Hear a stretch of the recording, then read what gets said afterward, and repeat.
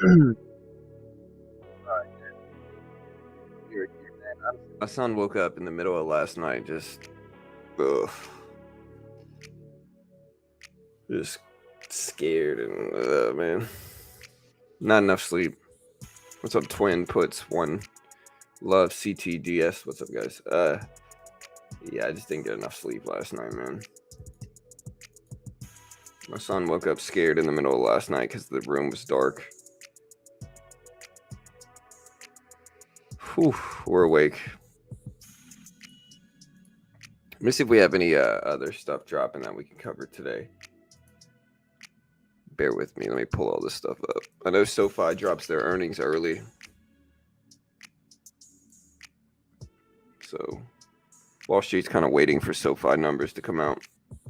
SoFi is expecting 7-cent loss per share on 478.78 million in sales. Yeah, we need a nightlight or something.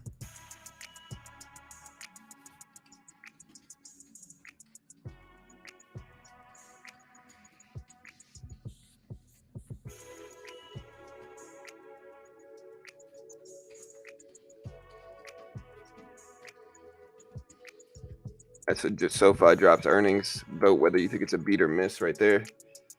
It's a counterparty. Yeah, we're a little late for the stream, and that's all right. SoFi earnings are scheduled for 7 a.m.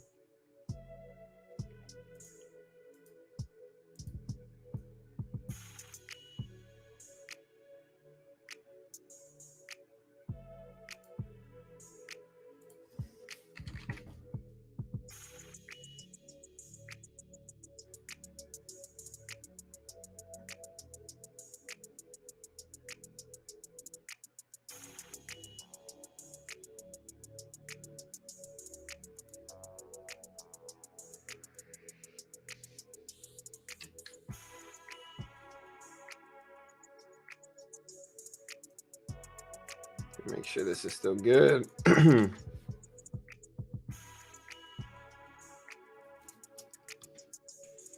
right, so we got our Topstep funded account.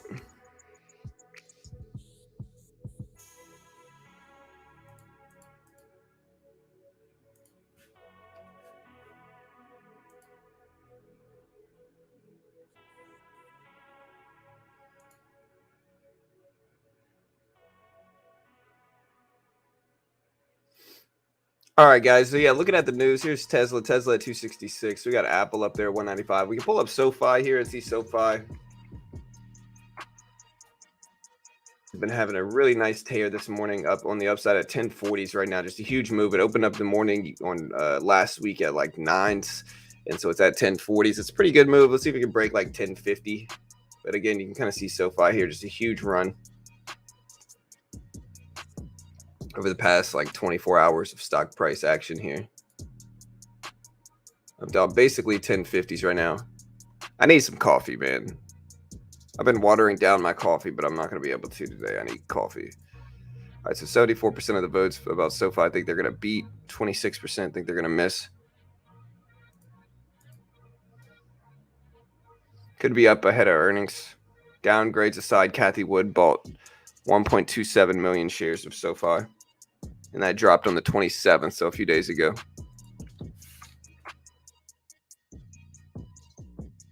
Yeah, AMD drops their earnings tomorrow, I believe, is AMD earnings. Pretty sure tomorrow. Tomorrow morning, we have Uber, Pfizer, Caterpillar, Merck, JetBlue, and a couple other ones.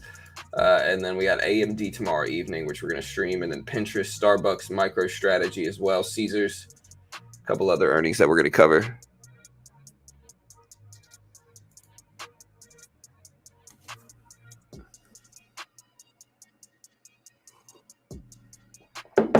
Yeah, man, but my son, dude. So my son,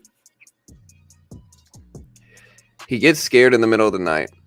Like, he gets scared in the middle of the night, and so he wakes us up because he's scared in the middle of the night. Honestly, it's partly Carol's fault, man. Like, she knows he gets scared, and she needs it pitch dark at night. And I guess that's a better way to sleep, but, like, I'm one of those people that doesn't need it pitch dark. Like, I could sleep with the TV on. I could sleep with the TV off. It doesn't matter that much to me either way. And so Carol puts it like pitch dark in the middle of the night, and then she knows Jack's gonna wake up, and then Jack wakes up. This time he just woke everybody up, man. The whole family was mad.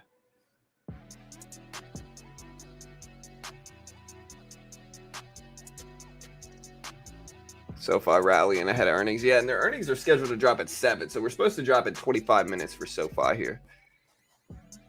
Bro, I blame Carol.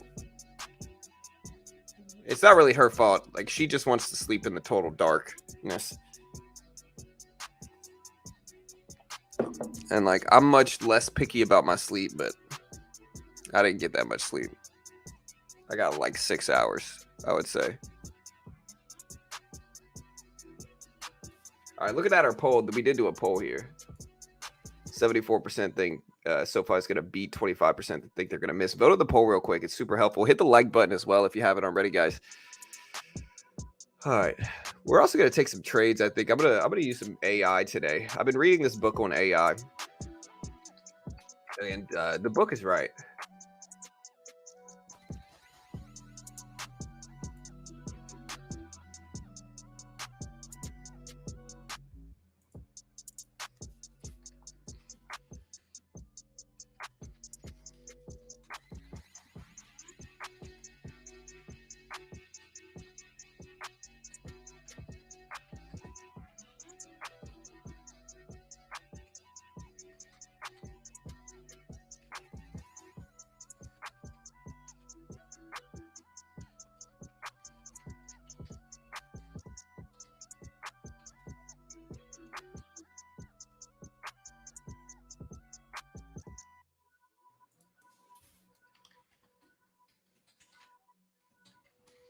Right, so I'm gonna do an AI app, and I'm specifying the AI right now, and I'm saying, quote, I'm gonna want you to limit down some of the best options in stocks. Before we start, an important part of this is going to be finding stocks that are healthy and only large cap, well-known companies should be included in this list.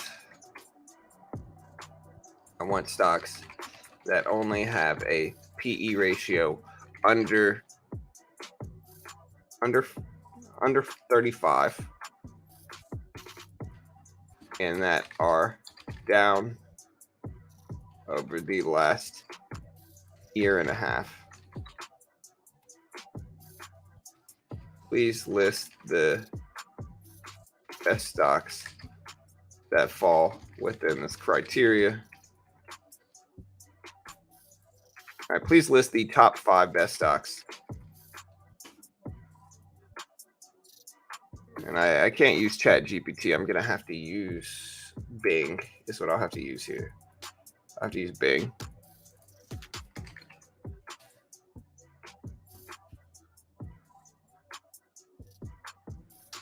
All right, so here we go.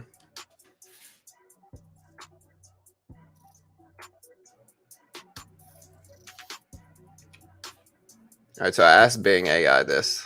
Let's see what I get. I want low PE extended companies. We're going to be buying some stuff today.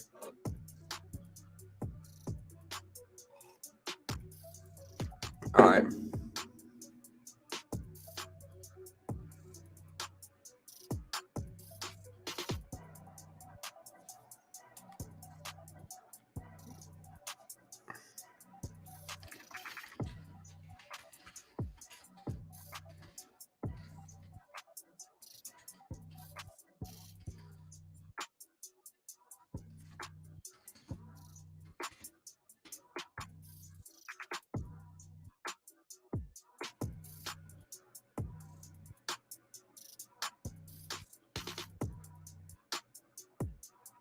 Well, so wait, this thing really doesn't let me.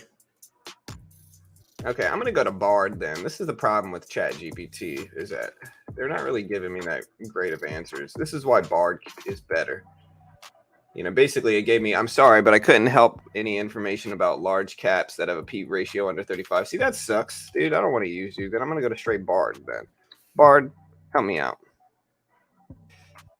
Bard, I'm looking at you here now because ChatGPT just gave me a disappointing answer. Let's look at Bard. All right, waiting for SoFi numbers to drop here. We're watching SoFi on the screen. See if Bard helps me out here. All right, so the first one is Google. All right, so the first option is Google. PE ratio of 26.3, down 22% over the last year. The only thing is, like, I'd like to find stocks that are down more than that short term. Microsoft is the second one. Google, Microsoft, PE ratio of Microsoft of 25.4. Visa, 28, down 20%. MasterCard, 27. PayPal, 33. These aren't bad. Let's change the criteria to include only stocks that are down over the last 6 months.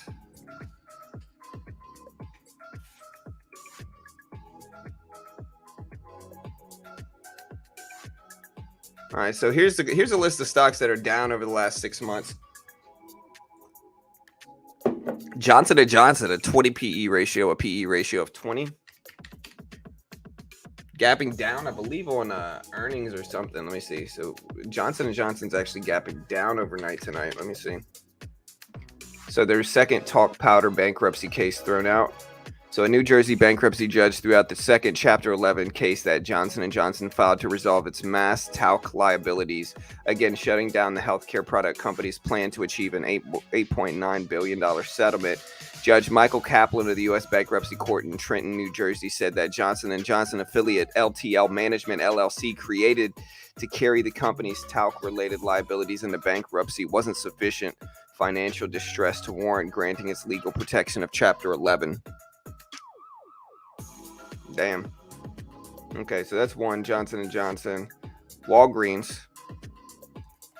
Again, I was just in Walgreens and I covered it. And I still think Walgreens might be a good buy here, man. I sold Walgreens on Friday, and then Walgreens is gapping down actually Friday. So it looks like me selling on Friday was the right move for Walgreens.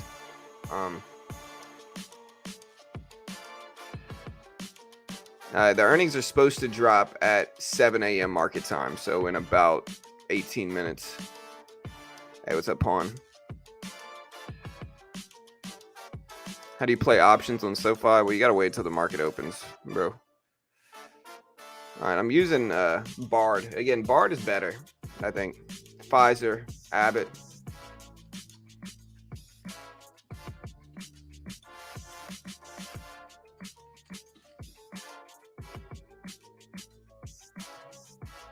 I'm going to change it to where it's not pharmaceutical stocks, though.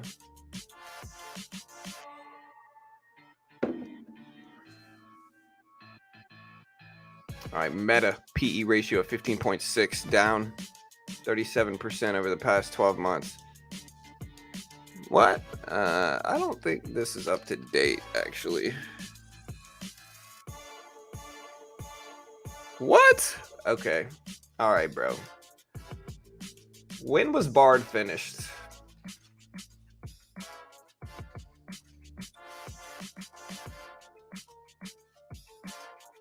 Why does Bard think that Meta is down over the last 6 months? Meta's up huge. Amazon down 27% over the last 6 months. What? Let me see. What year is it to you?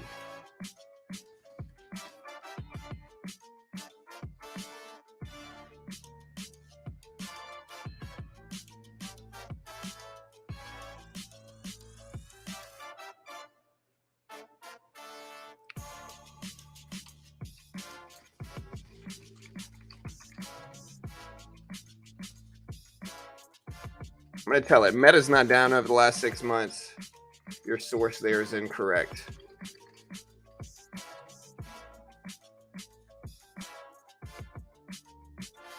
Let's see what Bard says. At least it corrects it. So it says you're right. Meta is up 2.5. Meta's up more than that over the last 6 months. What do I tell this thing, man? All right. Well.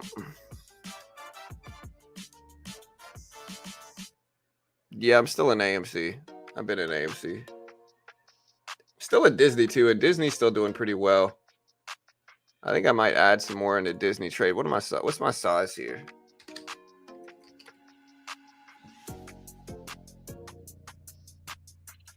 All right, so I've already taken profit there on Disney too.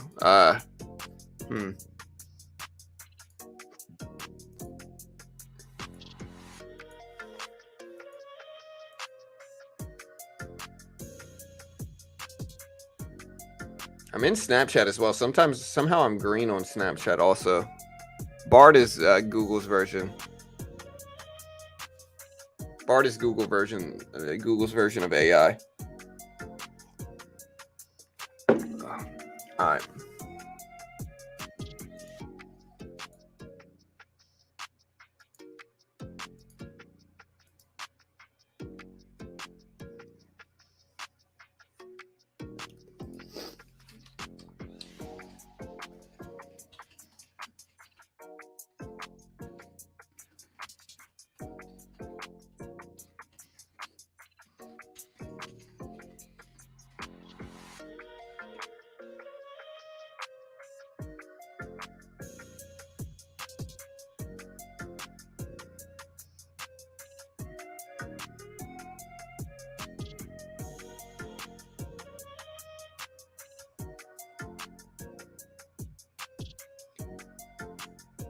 So Bard says, you are correct. I apologize for the error. I'm still under development and learning to be more accurate. I've checked my sources and the following stocks are down over the past 6 months. Netflix. I don't know if Netflix is down. Netflix is up big over the last 6 months, dude. PayPal. That's right. Shopify. I don't trust it. PayPal is one thing, man, but it's up too much over the last couple minutes. Spotify, Zoom. Yeah, but these are all companies I just don't trust.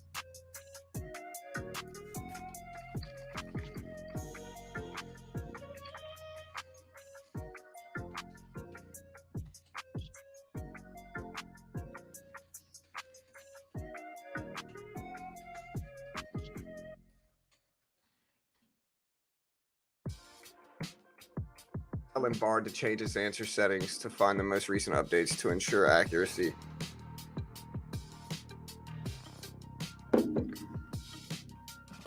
Okay.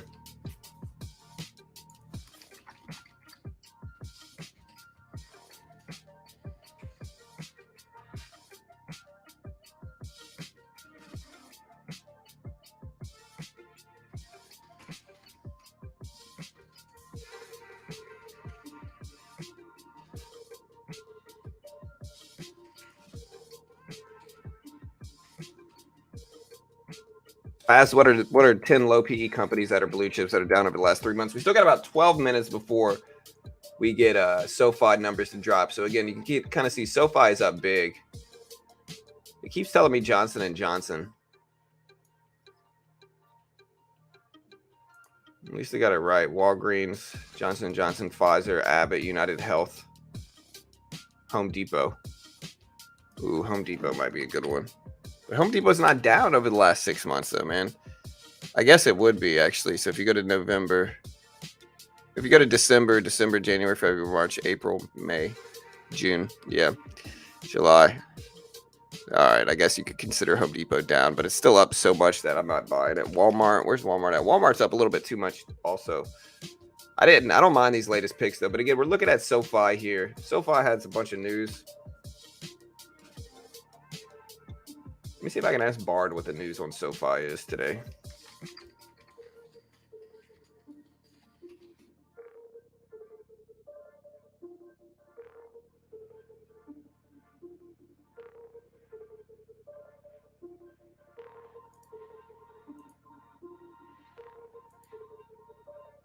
AMD has earnings tomorrow. Yeah, it could run with microchips. It could be interesting. SEC reportedly wanted Coinbase to delist everything. Yeah, I don't know. I hope they don't get away with it. Yeah, Fubo earnings.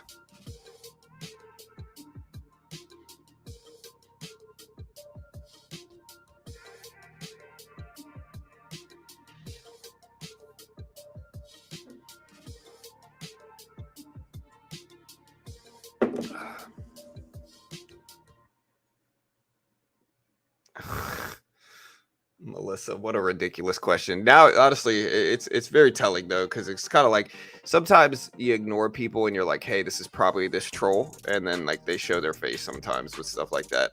Um, Number one, like I obviously don't talk about Disney enough for them to find Disney's not going to financially compensate for me.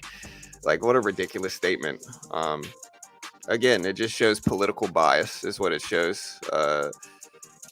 Again, I don't ever really even say anything super good about Disney. The most I'll ever really say about Disney is that I think they'll probably go up long term. You know, I think short term, who knows what they're going to do, but like they're one of the stocks that I've made the most money on over the last like few years. And so I just kind of stick with what works, but you know, very telling though. Sounds like fishing is who it sounds like, you know. But like, dude, I couldn't imagine somebody would be that obsessed with the channel to like get so obsessive. It's unhealthy socially, you know, and I think he has some social problems to begin with, but it's just not super healthy to, you know, whoever it is. You know what I mean? I think what happens is like I ignore them.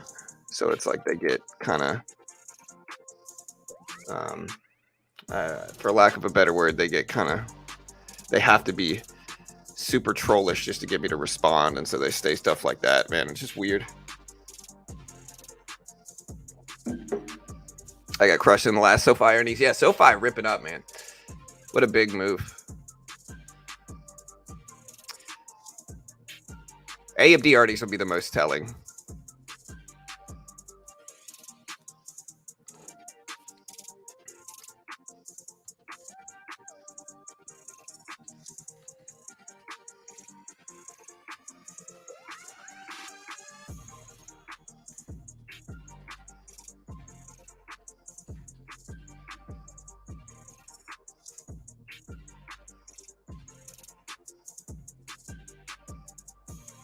Yeah, good day to you, sir. Mm-hmm.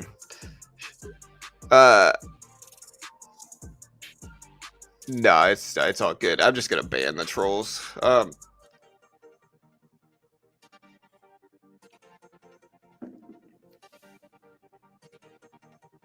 Yeah, I just gotta ban them and move on. AMD will do even Intel gone up. Yeah, honestly, I don't know about Intel. Intel dropped their numbers recently, and they did really well on their numbers.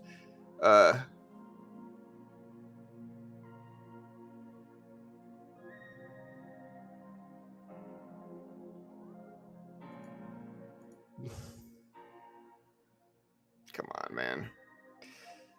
It sounds like y'all are probably the same person, is my guess. Realistically, that's what it sounds like to me. Either way, I don't ever really talk about Disney like super often. I don't think. Either way, yeah, today's not the day for it. I'm not in the mood to deal with the trolls.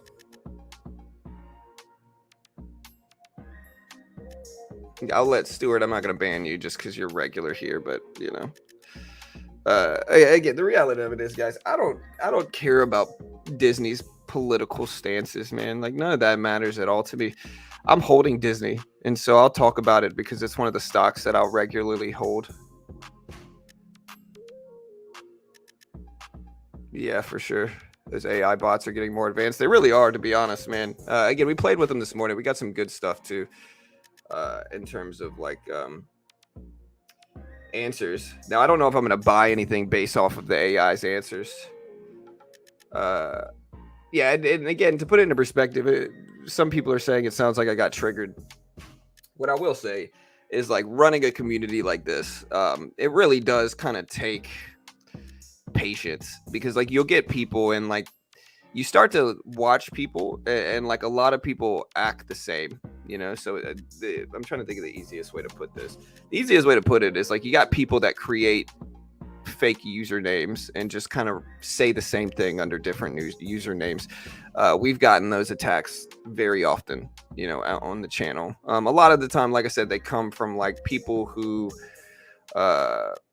a lot of the time they come from people who wanted to work with the channel, but for whatever reason, I just don't feel like working with anybody right now. And so they kind of lash out. And maybe that's not them, you know. but I think sometimes I have to just be safe and just not allow some of it here.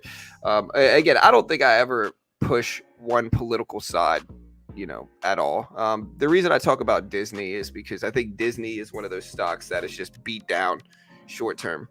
I think beat down short term. I think it's probably got some objective value long term. But again, who knows? I might be wildly wrong about Disney. Um, you know what I mean? Like, and again, it's not really like I don't really want to get into the argument about politics because I don't think I bring up Disney stock enough to really argue about it. I don't know what Disney stock's going to do long term. I think short term they're extended on the downside though. They've gone from 120s down to 86 over the last year. And so I think they might be a dip buy, but of course a huge company like Disney is not going to be paying me money to talk about them. They don't care whether I'm talking about them or not. You know what I mean?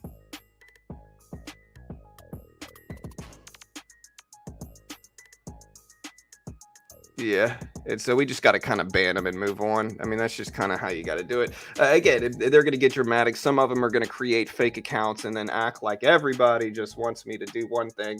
And like, that's all good. I'm used to it. Hey, what's up, Frank? Yeah, honestly, Disney has probably been the stock that I've made the most money on over the last year. Like, probably, you know. So it's like Disney's usually one of those stocks that when it dips down to, regardless of political stuff at all, again, I'm not really a super political person. And I think some people make it their whole identity, right? So it's like if you make politics your whole identity and then you hear me say, hey, I like this stock that sometimes is political related, you might put two and two together and think I'm like pushing Disney or whatever politically. I'm not. I'm not really super biased either way on it. I'm pretty neutral politically. I just think every time Disney pulls back to the 85s, we get a nice bounce up to like the mid to high 90s every time. So like if you pull up Disney, and again, here we go with SoFi earnings. So SoFi actually dipped a little bit down. Yeah, for sure. And I agree with you there. Straight says they're at lows, no doubt extended, but with some changes, they might be the new norm for some time. For sure, 100%. I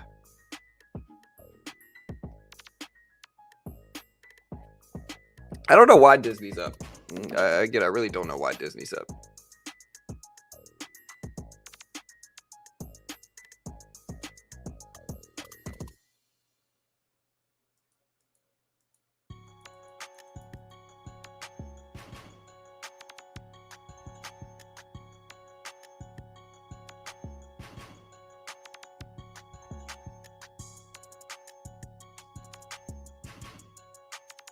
Is he streaming the earnings reports? Yeah, we'll probably stream it if the earnings report's not going to be until again, the earnings reports are not going to be until, let me see, SoFi earnings come out. Remember, the actual earnings call or the actual earnings are set to drop like right now in the next like minute and a half. The earnings call is going to be at 8 a.m. And then we also have Chicago PMI today. Today's a little bit slower day. The rest of the week's pretty busy though. SoFi drops earnings right now.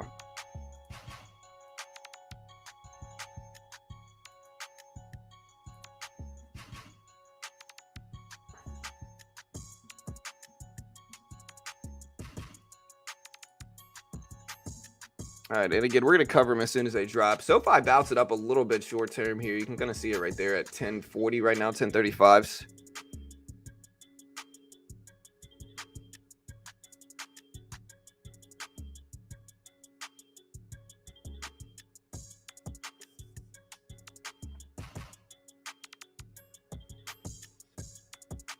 We don't really have anything else super big dropping their earnings. Uber's tomorrow, but today we've got nothing basically in the evening. It's mostly just SoFi in the morning. Yeah, I don't know. We're watching for the earnings that are supposed to drop pretty soon here. We got a couple of our sources up. We're sitting here waiting.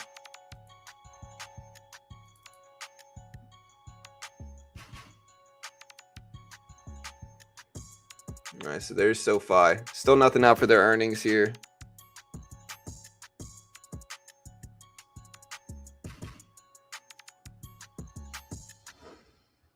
Yeah, Barbie earnings, Mattel. But And Mattel's down too. I just don't know enough about the business of Mattel. I know Mattel is a company. I just don't know enough, but it might be a good little dip buy. That might be an argument for sure.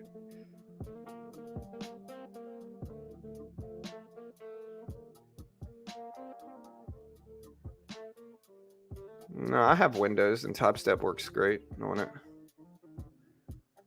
Again, I'm asking the AI to find me some low PE companies. There goes the earnings report for SoFi. SoFi out with theirs. Look at that drop.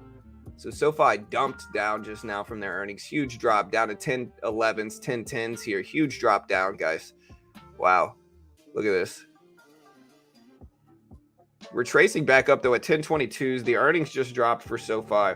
And again, they showed net revenue, GAAP net revenue came in at 498 million, up 37%. 489 million adjusted net revenue. They came in at 6 cents per share. Loss beat the 7-cent loss estimates for SoFi. We're putting these numbers up on screen. Sales came in at 489 million, beat the 474 million estimates for SoFi. Again, so we originally dropped pretty big percentage down to 920s. We retraced all the way back up to 1030s or 1040s.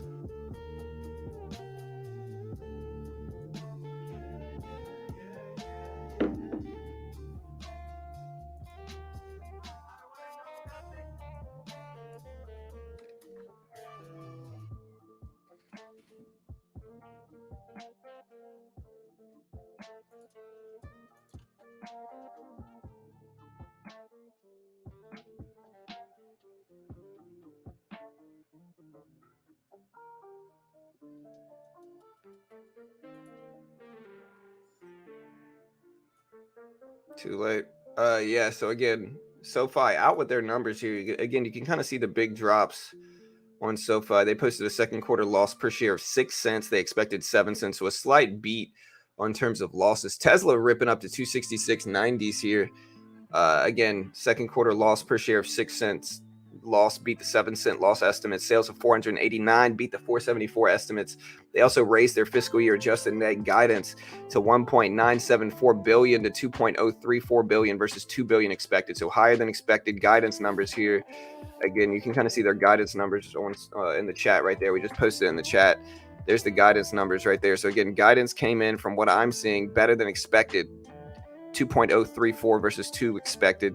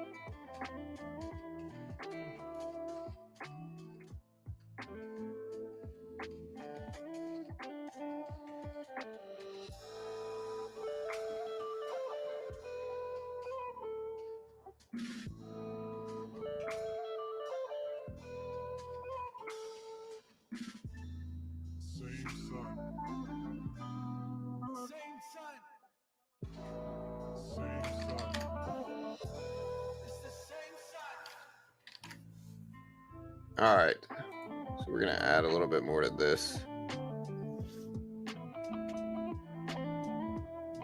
But yeah, I mean, listen, people get weird if I trade Disney, but like, I'll show you why I trade Disney. Like I'm not just pushing Disney for fun. Like, I don't know what Disney's gonna do long term, but like, I trade Disney a lot, you know, and so I mean, it's probably one of the stocks that I make the most consistent money on long term.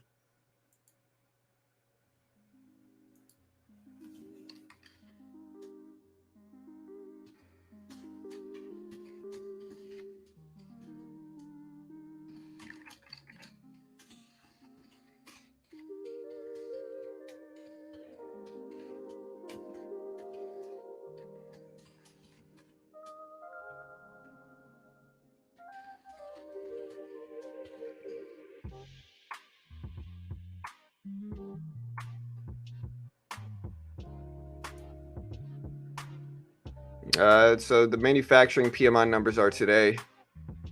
Again, so SoFi down now. Tesla ripping up though, so Tesla is making moves.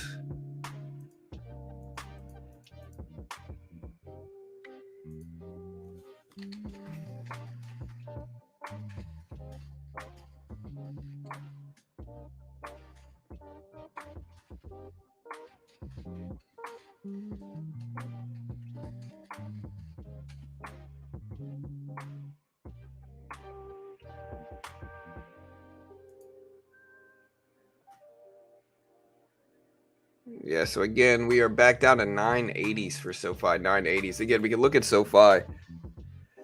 SoFi did post better than expected EPS and revenue, and their guidance was good. I'm surprised they're down though, man. Their guidance was not bad for SoFi. If you look at it, their guidance was pretty solid.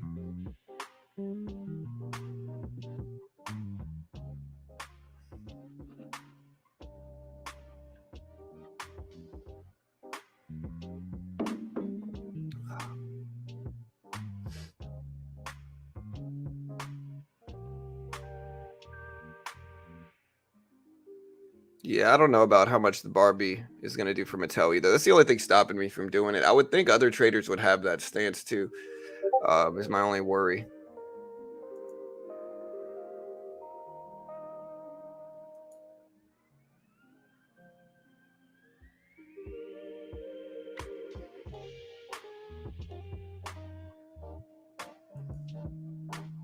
Profit booking, yeah. UF SoFi squeeze hedge funds. Yeah, I mean, we're covering it today. Still pretty early, so we got 340 people here. Not bad for the stream. But yeah, guys, I didn't get enough sleep last night. I might be quick with the band today, so y'all just be nice today, man.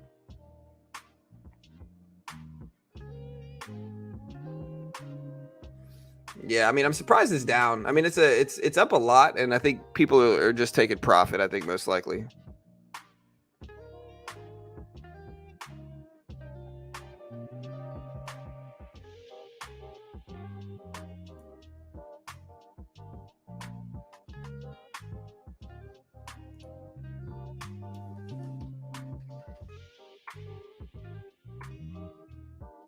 Yeah, Disney is up.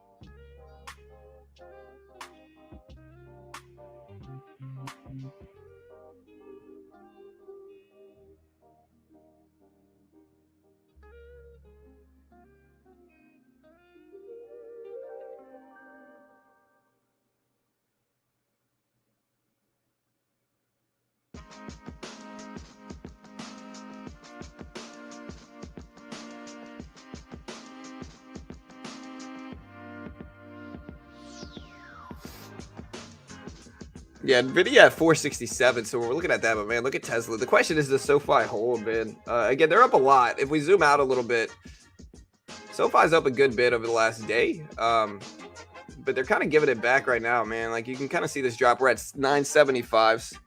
So the UK CMA says Microsoft considers it is clear there are material changes in circumstance, meaning that the CMA should not adopt a draft order prohibiting the merger with Activision. We also had AER drop their earnings at 256 versus 206 expected.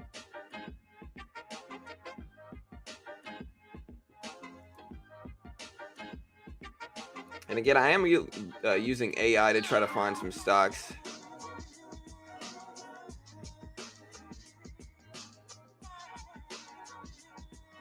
All right, so Kathy Wood's ARK Invest bought 133,000 shares of SoFi Tech today.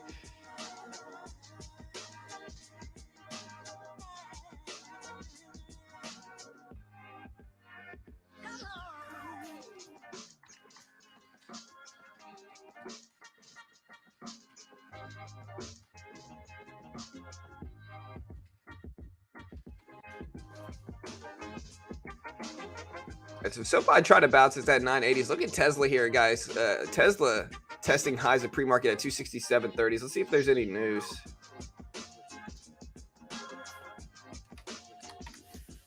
All right, so Tesla said to cut price on some Model 3s and Model Y vehicles in Hong Kong. Maybe that's what's driving this up. So is this the price cuts for Tesla that's dragging it up a little bit. Tesla again testing highs right now. Let me look to see if there's any other reasons up.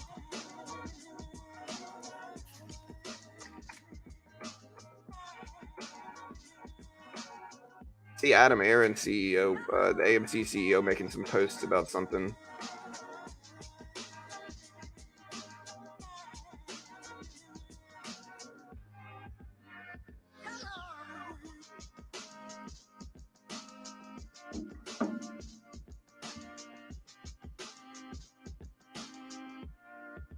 Yeah, I'm looking for Tesla news. Do y'all have any other big news? Again, it's got to be the price cuts that's dragging it up, or maybe it's just price action. There's SoFi back over $10 a share here. So SoFi ripping back over tens.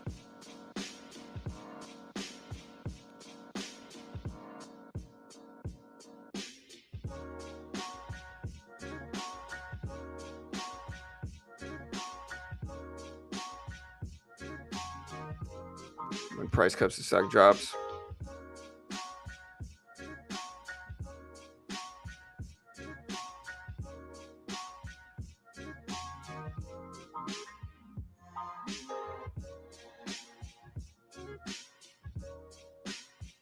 Yeah, my daughter went and saw Barbie too.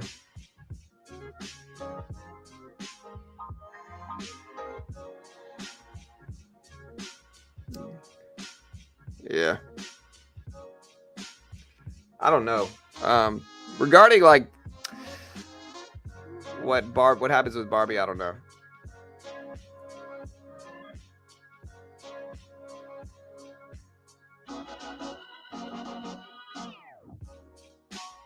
Brent seen averaging 81.95 BBL in 23. Previous is 83 BBL in June. Again, SoFi coming in with good earnings, good revenue. Tesla up a little bit. I can't really find any news to justify the increase. I'm trying to find the other biggest stock market news stories of the day. I have a. Let me check.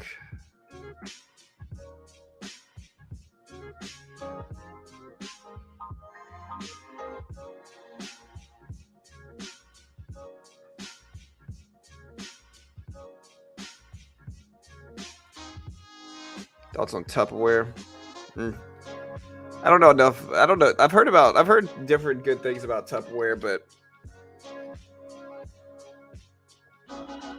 it's hard for me to see a huge business for them, because again, the reality is Tupperware is not super unique anymore. There's a lot of off brands of Tupperware that are going to be much cheaper, and so selling like a premium one, I don't know if that business model makes sense anymore now that, door-to-door sales are not as common. You know what I mean? Like Tupperware, they used to sell it door-to-door, where they go door-to-door and they sell it. I don't know what that business looks like moving forward. And so I'm skeptical of Tupperware. I definitely don't want to invest money into it, I guess. But maybe it survives. I don't know.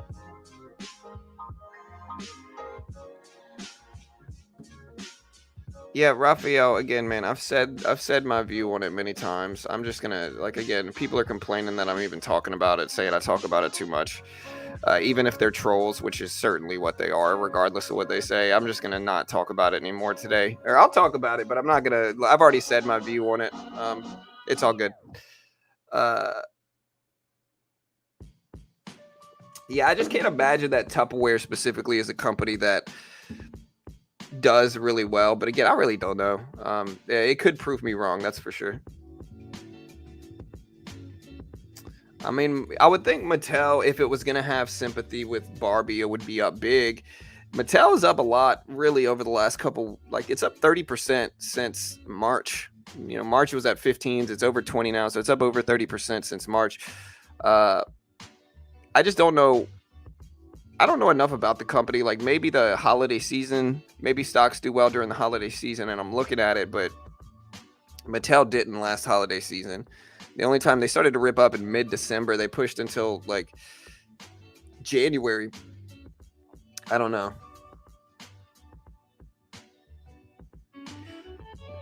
They are trolling you. Obviously, you want to get some emotion. Yeah, I mean, usually it's people that I ignore because they're just kind of toxic. And so when I ignore them, they try to. they say things to try to push my buttons so that I will eventually respond. Either way, like I said, I'm very neutral on Disney, man. I'll tell you just because you're asking over and over again. I'm in Disney as a swing trade, but I'm not in a big position. And I last time I took major profit was at the 91s, you know. And so since it's pulled back, I bought a little bit, but I'm not in a huge position, so I don't know. Nvidia at 467s. That's one of the ones that's just up a lot.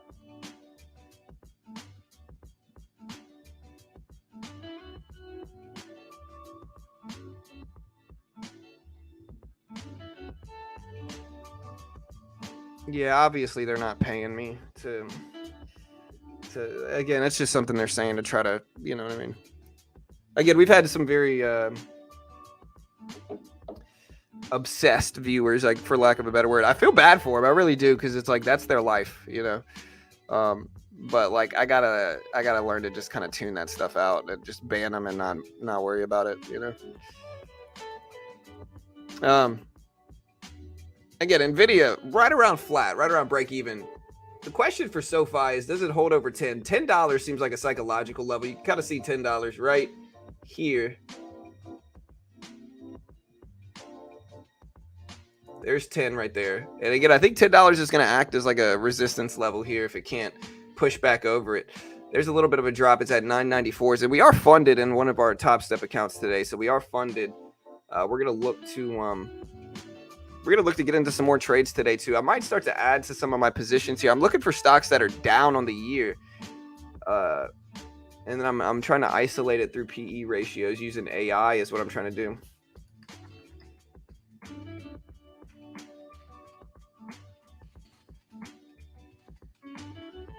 Problem is, like, whenever I search for blue chip stocks that are down on the year, most of the AI systems I'm using do not have accurate numbers.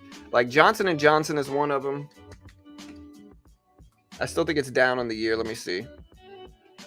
Yeah, so Johnson & Johnson's not even down on the year anymore. So it's like a lot of this.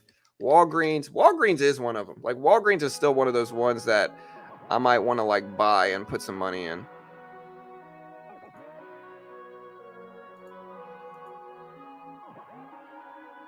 I think I might buy a little bit more of it. Let's see.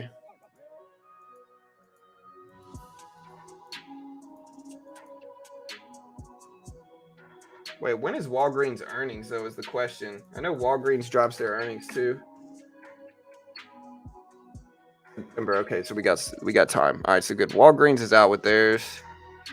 I'm looking at some other stocks. Pfizer. Most of these are pharmaceutical companies. The other one is like Home Depot, and the Home Depot is up big on the year, too.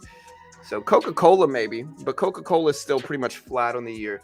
MasterCard up big on the year. Visa up big on the year, too. United Health. I don't know enough about United Health to really say what are United Health's big businesses, and it's $500 a share, so just buying power.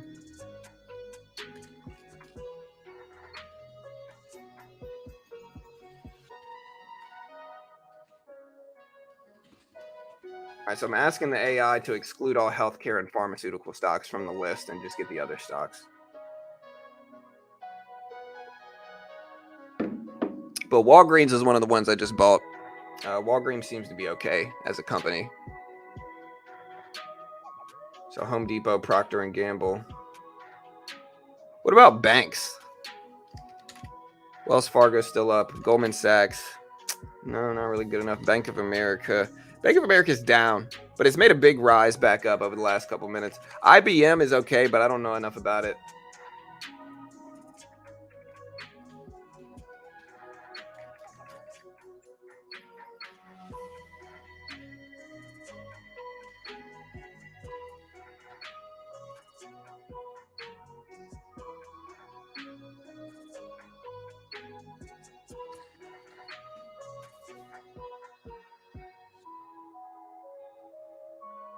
I'm telling AI to help me out, so.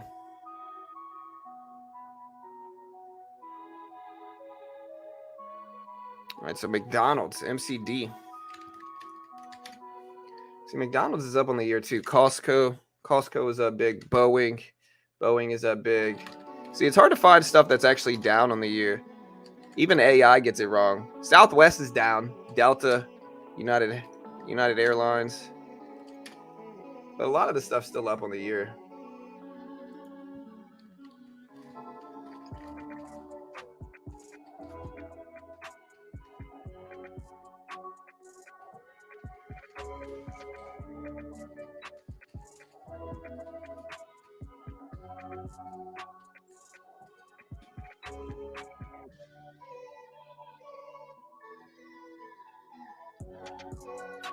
And SoFi is still consolidating here. The earnings call for SoFi is at about 40 minutes, guys. 40 minutes.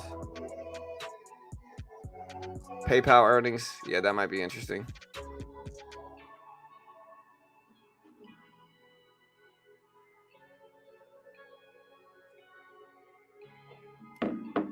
Yeah, I mean, I don't trust Crocs. The reason I don't trust Crocs is simple. I don't trust Crocs because Crocs is a fashion brand and it's Crocs. You know, Crocs, they make a lot of money and the prices for their shoes are up a lot, right? But the problem with Crocs is that it's Crocs. It's fashion and the guaranteed success is not there, which I need. All right, who, Chris? Who offers free trial of their AI software? Oh. What are your thoughts on the SPY? Do you think it's a good idea to enter some options? I don't think it's a good idea to enter anything right now. I don't know whether the market's going to go up, down, or sideways. I will say the market is up a lot short term for me in my taste of buying up stuff. So if I do buy up stuff, it's going to be stuff that's already down on the year. You know what I mean? Like I'm looking for companies that are down big already. I don't want stocks that are up big, you know.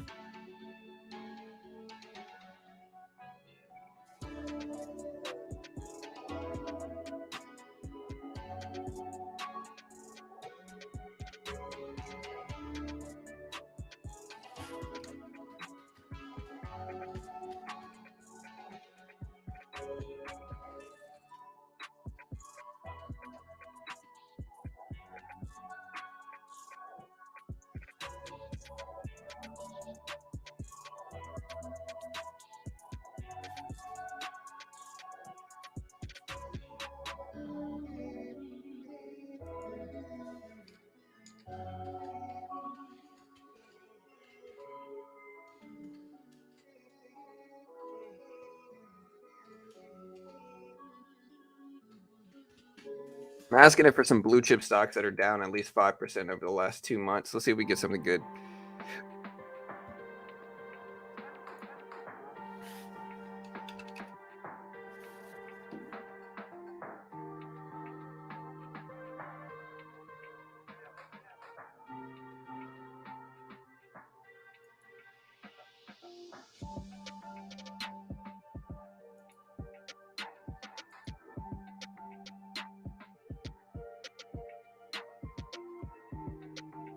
I wish Home Depot was down on the. I'd probably buy it up.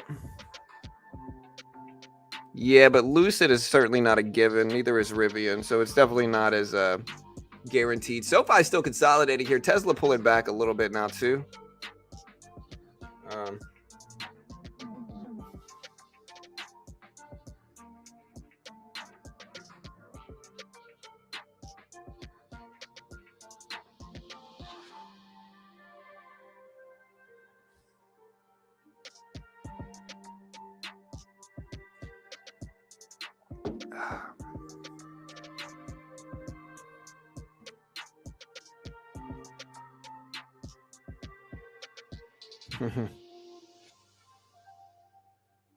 oh yeah, if you're at a job site, you shouldn't be wearing Crocs. You got to put some shoes on, bro. Get some boots. You know. So did they ever update Chat GPT to where it would give you wherever it would where it would give you updated, like where it's hooked up to real time for Chat GPT? Did they ever do that? I know Bing has it, but Bing is basically refusing to give stock picks.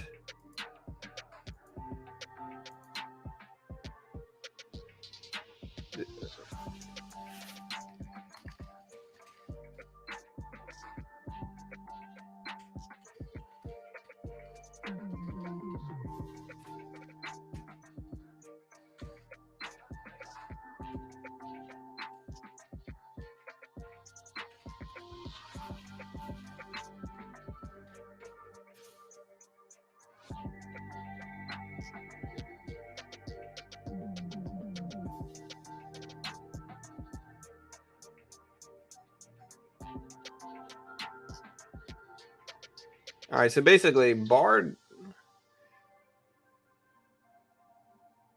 Pfizer, Cisco, Wells Fargo, Comcast, Honeywell.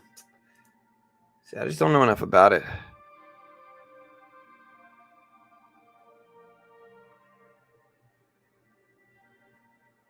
Yeah, I mean, I don't think they're terrible. Like, I think they'll probably be fine, Chris. But like I think they're gonna be around as companies. I don't think they're gonna fail, But like, I just don't trust them, long term. You know what I mean? And it's like I think people get mad at me if I buy like these really politicized country or companies, but like they're the only ones where I think there's objective value there. Everything else is up too big. So it's not like I'm just really rooting for these political companies. I'm pretty neutral. Again, I'm very neutral politically. But like a lot of these are the only companies that are down, like justifiable to buy right now. A lot of other stuff, in my opinion, is just up a lot. And so, do I want to buy up really extended companies and take more risk there? No, not really. I'd rather buy up healthy companies that are down a lot, and then just sit on those long term. Like that's the goal. Is I'm just trying to buy up healthy companies that are down a lot. Um,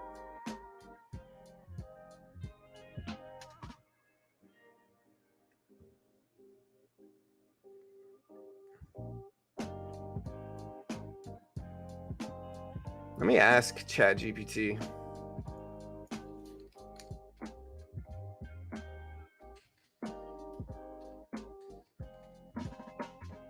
Yeah, I'm trying to use it for. I thought.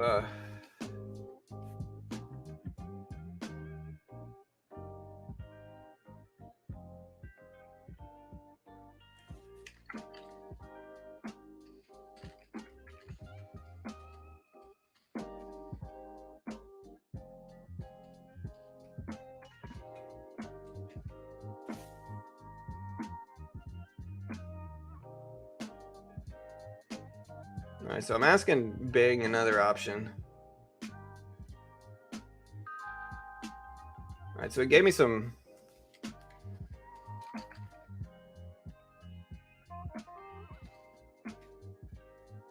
They said Snowflake, SNOW.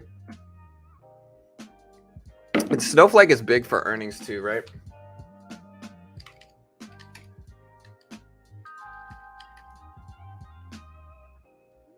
Yeah, Snowflake is all right. I don't know enough about that company either.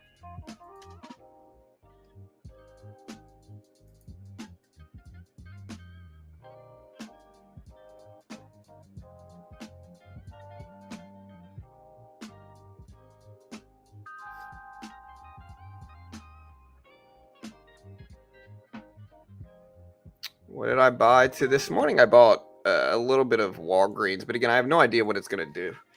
Again, no idea what it's going to do.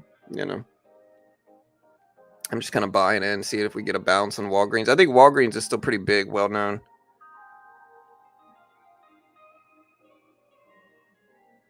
Rolls. I just got in. What did you buy? I bought, yeah. I mean, I don't know.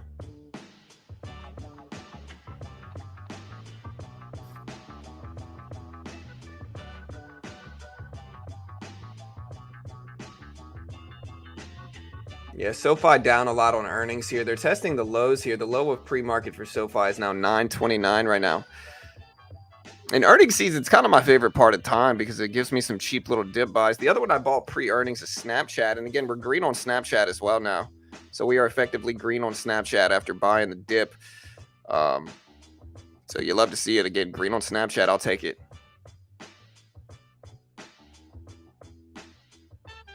They seem to be closing a lot of Walgreens. Well, what's taking their place? I know. I think one of the things that is risky for Walgreens and other retail pharmacies is that, like, I have a couple doctors that I use where to get the prescription, they just mail it to me, right? They overnight send it to me. If it needs to be cool, they send a cold pack with it, and like they just kind of mail it to me. I get it the next day. I don't have to go to Walgreens, but there's still a lot of stuff that you have to go to Walgreens for, and so I think Walgreens is always going to be necessary, but there is a chance that it goes down long term. That's certainly true.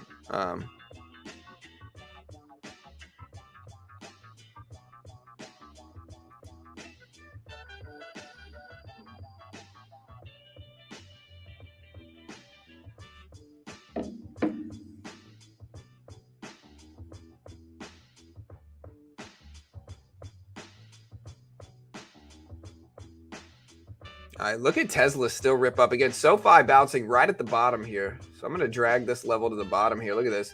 So SoFi confirmed that previous support level at about 925 or so. Look at that bounce. So right at 925s. All right, so since AI is not helping me out, chat, list me your favorite stocks that are blue chip, large market cap. Don't give me a bunch of mid caps. I don't want mid caps. All right, give me your blue chip, healthy, well-known companies that are down over the last 6 months. Anybody got a list? I've already seen Johnson & Johnson. I've already seen Walgreens. It needs to be blue chip healthy companies. I ask this a lot, and people typically list like mid cap speculative like software companies, and those are not large caps. I need small caps. Baba, you know, again, Baba's interesting, but I don't know enough about it. I know enough about it, but I think the governments over there are too unstable for me to not unstable like completely, but just stock wise, like regulation wise. There's too much fear regulation wise for me to put money in Baba. Chipotle, Humana. Is Chipotle down big? Chipotle did drop pretty big on their earnings. I will tell you that. The question is like their stock is freaking $2,000 a share. SoFi guidance was pretty good. If you look at their guidance here for SoFi, and again, we did talk about this. So SoFi did drop pretty good guidance, I think, right? Again, they raised their guidance. Their EBITDA, which is earnings before interest, taxes, depreciation, and amortization, came in at 333 to 343. Guidance came in higher than expected. So again, they did better than expected for guidance. Second quarter GAAP revenue 498 expected 486. 6-cent loss was smaller loss than expected. Total deposits grew by 2.7 billion, up 26%. Again, their adjusted revenue guidance was 108. They ended up showing 2034 versus 2 for net revenue guidance. So better than expected guidance. It was higher than expected. Quarter end total members up 44% year over year. That's not bad.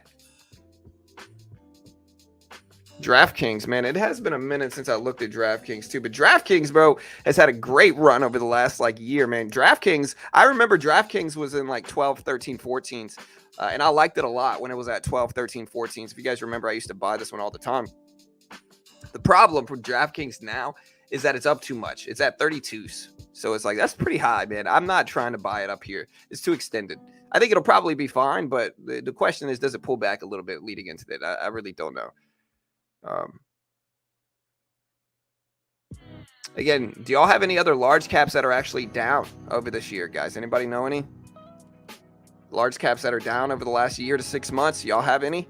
Again, they're not easy to find. Everything else is up so much that this is not easy to find right now. Everything's up a lot, you know.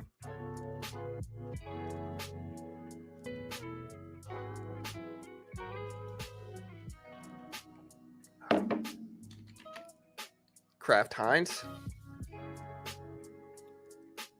Yeah, Kraft is down. What's the PE ratio for this one? Let me check. Also, guys, be sure to check out Moomoo. If you open up an account and deposit at least $100, you get 5 free stocks. Listen, the percentage gains you get just for depositing in Moomoo is justifiable. You get 5 free stocks if you deposit at least $100. You deposit at least 1,000, you get 15 free stocks. You deposit at least 5K, you get the previous 15 plus a free share of Google or Tesla. And just the platform of Moomoo is a tool in and of itself. If you look at the actual platform here of Moomoo, just the platform is a freaking tool. If we look at this, check it out. Let me show you.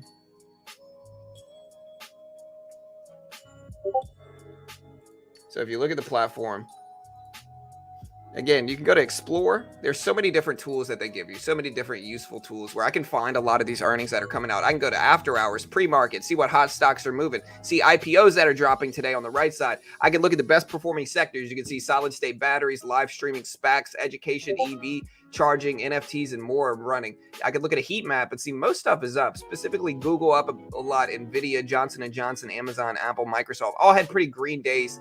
last week. I can go to this portfolio section, which allows me to actually follow different traders. Again, I can see what their portfolio looks like. This guy on the month is up 31%. 31% of the month. He's holding Upstart, Rivian, Neo, Mara, GP, Futo, ABBV, and more. And so Palantir, you can see his full portfolio and copy him if you want. You can see when he did transactions here as well. See how many fans, what people are saying in comments, all that good stuff. And I can find that this guy's up 130% on the year in EVLO. This guy is up on Riot. This guy is up on these three symbols. You can keep looking. This guy is up 21% on all of these stocks: Amazon, Google, Intel, a bunch of other ones. And so again, really useful. I can follow these traders and see what's going on. The other really useful part is their news section is the best in the game, in my opinion. You can go to see what's going on in the market. They have this really nice update to see what's moving in pre-market. I can go to calendar here and I can look up economic data as well as earnings. So here's all the big earnings today. You can kind of see a list of it. I can go to economic data right here and specify North America and only like the biggest releases, 3-star. And you can see JOLTS tomorrow, manufacturing PMI tomorrow, the ADP non-farm employment change on the 2nd, jobless claims, services PMI, and manufacturing PMI on Thursday. On Friday, we got unemployment and payroll numbers. And so again, people are always asking me where I find that data. Moomoo is one of the places. And again, it's completely free platform. And if you deposit money, you get free stocks. I got Tesla as one of my free stocks too. So if you want to check them out, I'll post this link. I'll also pin it to the top of the page. They are a sponsor of mine. And so it is helpful to help, to check Moomoo out if you're interested in trying them out. Help and support the channel. There's the link.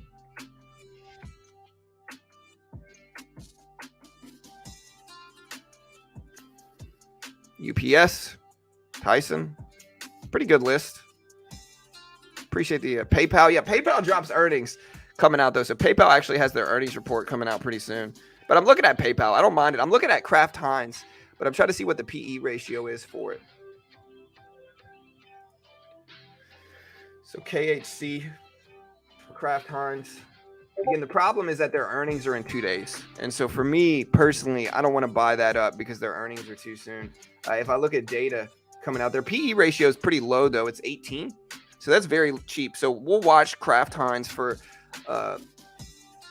earnings and see if they gap down big on earnings, maybe we'll buy it up. But the PE ratio is low. Neo is too much of a mid cap.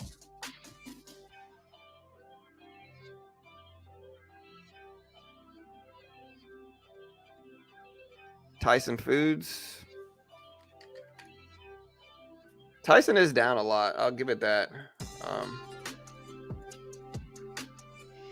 TSN is their earnings. So let's see what their actual PE ratio is. TSN. All right, so the PE ratio is 13. I might buy Tyson up. I might buy some Tyson shares too. Tyson's down.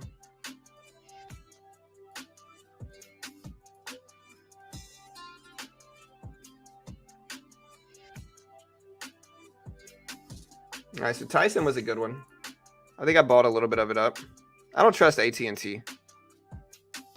Is Moomoo available in Europe? I'm not sure, Marius. I'm really not sure, brother. Moderna, too speculative pharmaceutical-wise, like pharma-wise. SQ is... they're nice, but... Again, they had the Hindenburg short report earlier in the year and some other things that, if I buy it, it needs to be in a large pullback, and they're kind of on a run since that short report dropped back in March. They've been on a little bit of run back since, so it's a little bit too high up for me personally.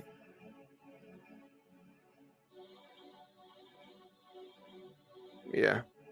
Nah, Western Union is on the way out, especially with crypto. But not bad options, guys. I appreciate the options. Not bad.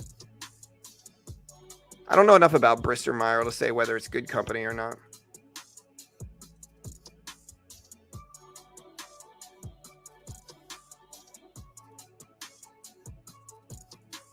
Yeah, so we bought up some stuff today.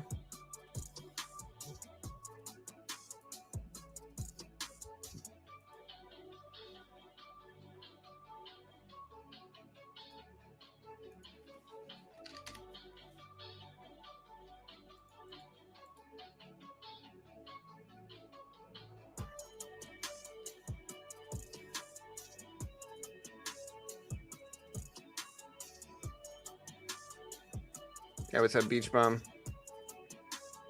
I thought Western Union now uses blockchain. Yeah, maybe. Either way, I don't think it's going to save them as a company, though. Again, I just don't think you need them anymore. I don't think like people like here's the reality, right? Like here's the truth is that people used to need like say you had family overseas and you wanted to send them money. You used to have to use Western Union to send them money. You know what I mean? Like if you wanted them to get the money and it was cheap, and you used to have to use Western Union to send it. But digital money has grown so much over the last few years that you don't really need Western Union anymore. Like you don't have to go wait in line at Walmart to send MoneyGram. You don't have to go wait in line at Walmart to send Western Union. And so a lot of the people still using Western Union are scammers. Like they'll say, "Oh, well, hey, you know," they'll say, "This is the IRS and you got to send me gift cards or we're going to come arrest you," is what they'll say. They're scamming people, right? So this is how they scam people. And so they use Western Union. But again, in terms of like people that genuinely use Western Union as a service, I'm sure there's still a good amount of people that use it, but I think over time that's going to drop more and more because you have more prevalence of like crypto and other stuff like it. And so I think that's bad long term for Western Union. And again, I'm not saying it's going to fail. Maybe it succeeds, but for me, it's not one of those companies that I think is a sure enough thing for me to put money in. But maybe I'm wrong. I don't know.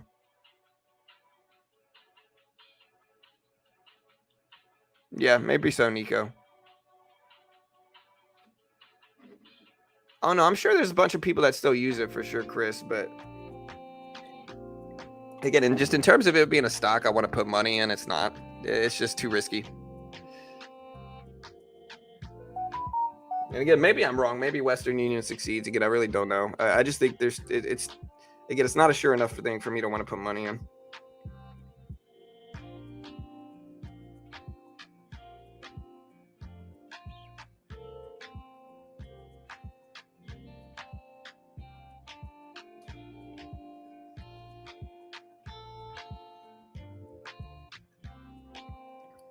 Roku. I'm not really a big fan of Roku, like as a company either. They're up a lot though. I mean, so they might be proving me wrong. Again, when I say companies like this, I hope you guys, hopefully nobody takes too much offense to it. Like, I know I might be talking about some of y'all's investments, and that's all right if I am. Again, for me, it's just, it's a risk thing. And I might be wrong about all of these. Like, I really might be wrong about all of these, but for me, it's like a risk thing. Yeah, it's up a lot though. I see Roku's news. Again, SoFi drops their earnings call in about 18 minutes here.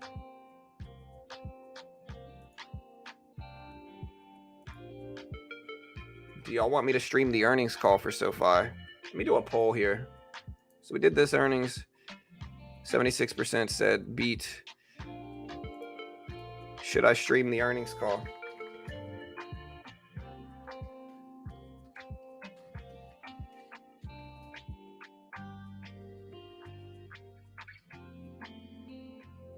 All right, we're gonna ask the chat. Should I stream the earnings call for SoFi? Let me know. They're bouncing up a little bit too.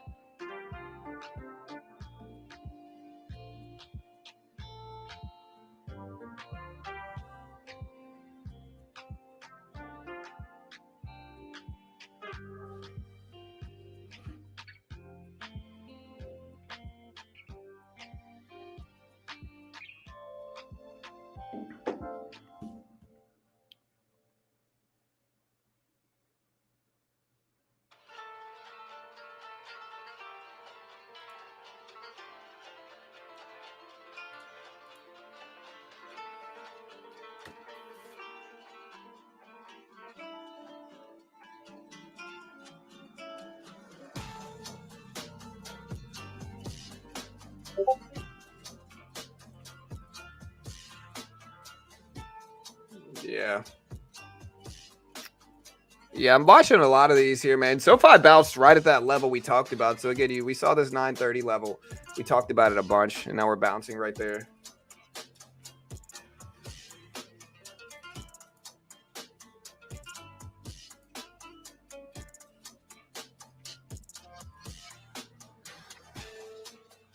What about Palantir, man? What's Palantir done over the last few days?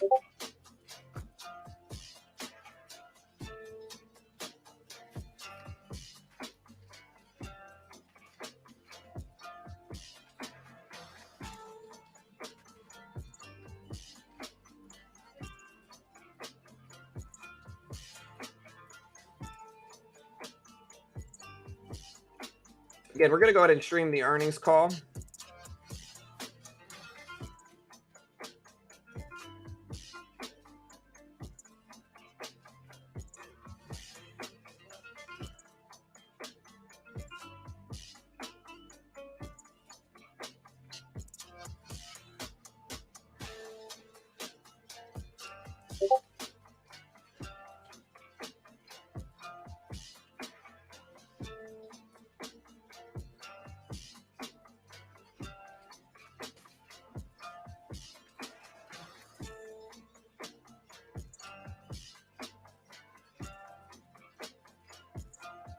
Yeah, we're covering the SoFi earnings call. We'll go ahead and cover it.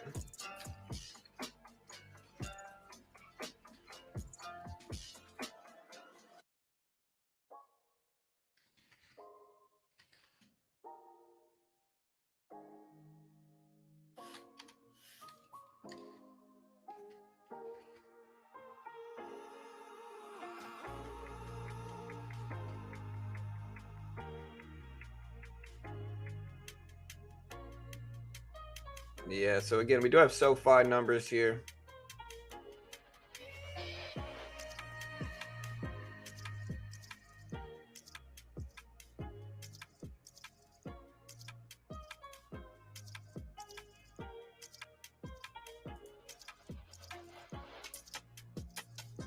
All right, so there we go. So we got the SoFi call starting in about 13 minutes. Again, we will be streaming this in about 13 minutes.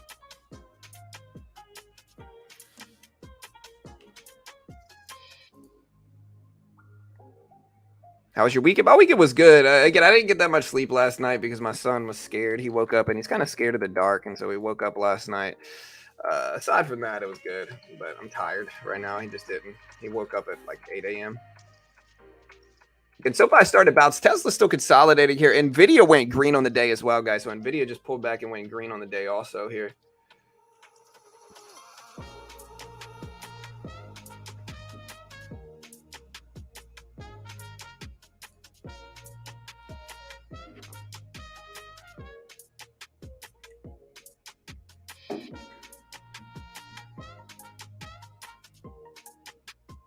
Again, I'm still trying to find cheap stocks to buy.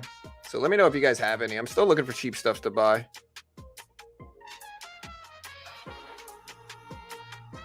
We bought a couple things this morning. If you guys have any cheap stuff to buy in stocks, let me know. I'm looking for stocks that are down enough. TRKA is pity stocks. Just not something I'm going to buy, man. TRKA is a speculative penny stock, I think, right? That's just incredibly suspect and sketchy and had pump and dumps and then failed. Just basically trapping a bunch of retail traders into buying it. My guess on TRKA is you got a bunch of people that are stuck in like the 10, 20s. Highs of earlier this year at 24.70s. It's at $2 now. So, I mean, that's just a really bad looking trend for TRKA. As a company overall, it's just not a good one. And it's really speculative. And again, retail traders get talked into buying this a lot. And then they're so desperate for it to go up. But like, I just don't trust it. Yeah, Google is cheap. The PE ratio is low, but it's still, Google is up a lot this year. You know, or at least since October. Disney in October was at $83, and it's made a huge run back. That's the only issue with it.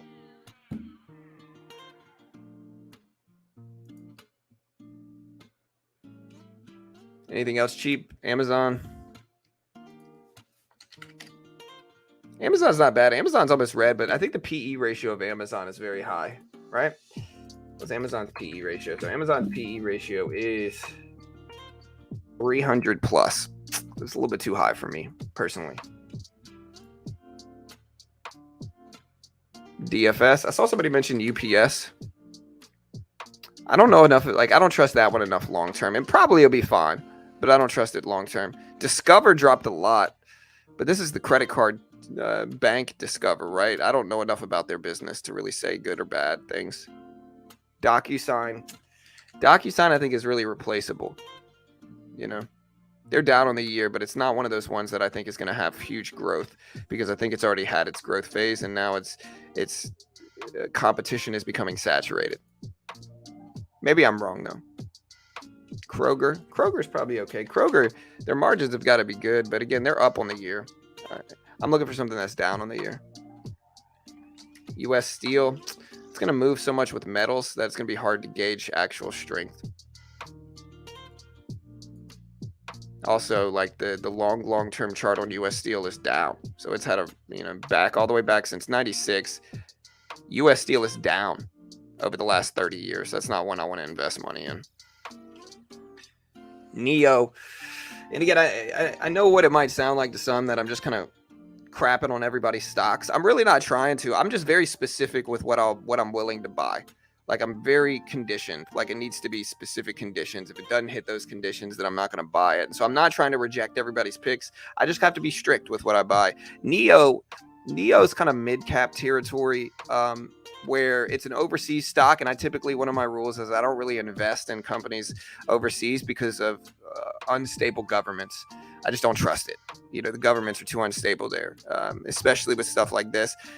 I think Neo has a good argument for it, but again, I don't trust it enough long term, and it's a high risk, high reward investment, I guess, is the easiest way to put it. Yeah, but if there's a union strike to begin with, Sam, it's too volatile for me.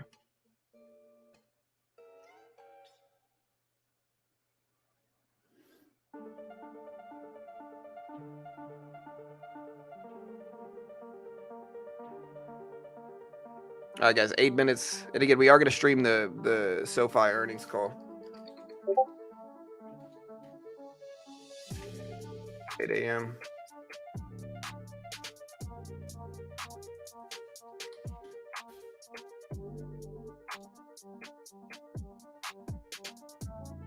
All right, so we're here. We're waiting. Again, we're going to cover the whole earnings call today. It's going to be live. It's pretty soon.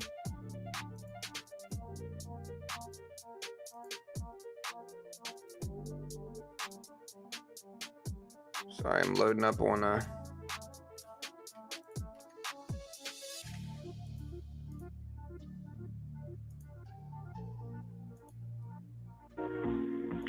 right, so we got the earnings call in the background. We're waiting here, guys. We're waiting for the SoFi earnings.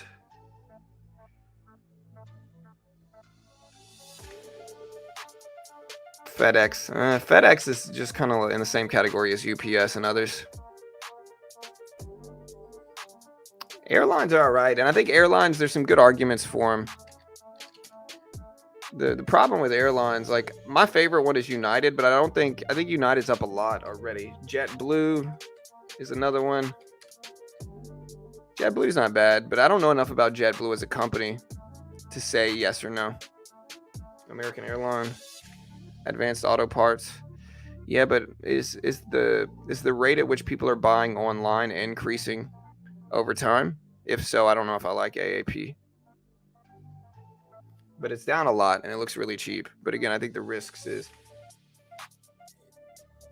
if we're seeing a noticeable downtrend in sales, I think there's risks there. You know what I mean?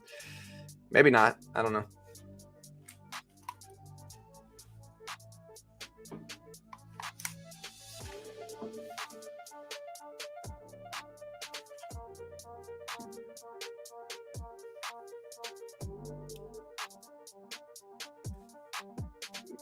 Meta PE is still cheap? Yeah, for sure.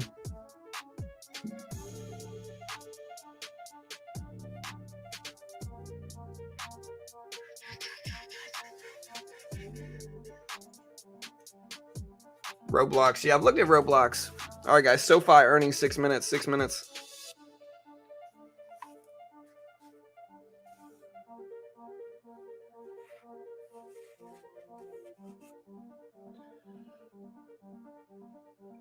Yeah, SoFi is starting to rebound back up here. Look at this move. So SoFi is starting to pop back. And again, we'll see if it actually holds.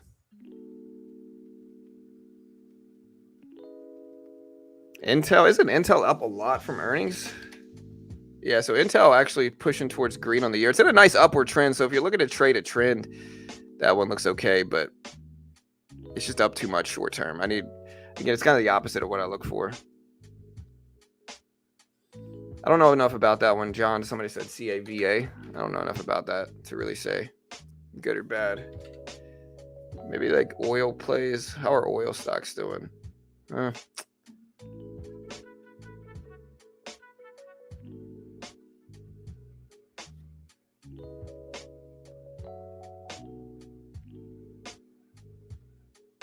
Yeah, we're gonna stream AMD earnings tomorrow for sure. All right, guys. 5 minutes. 5 minutes for Sofi earnings.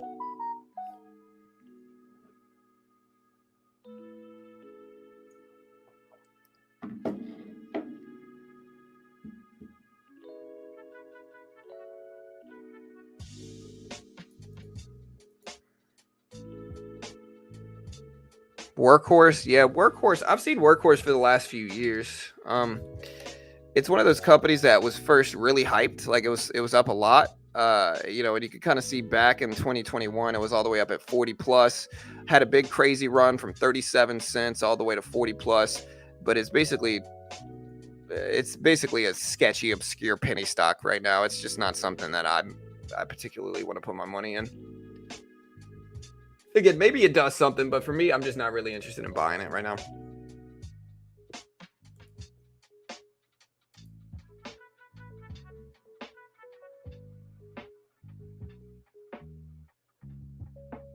All right, 468s for NVIDIA, 468s.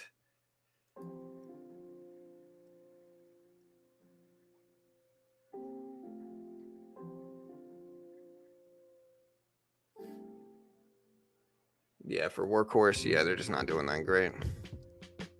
Oh, you mean Intel? Yeah, Intel. I mean, AMD, I think it has a lot of interesting things about it in phase. All right, guys, we got 3 minutes. 3 minutes.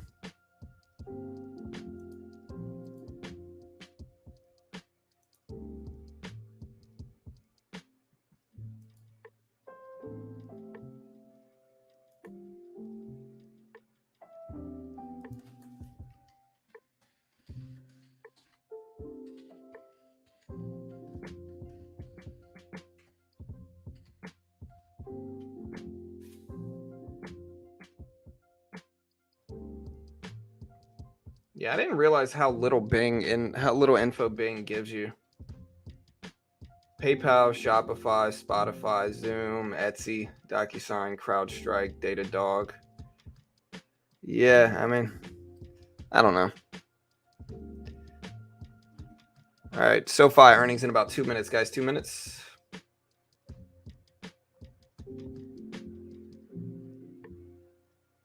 Yeah, I know Enphase dropped earnings last week.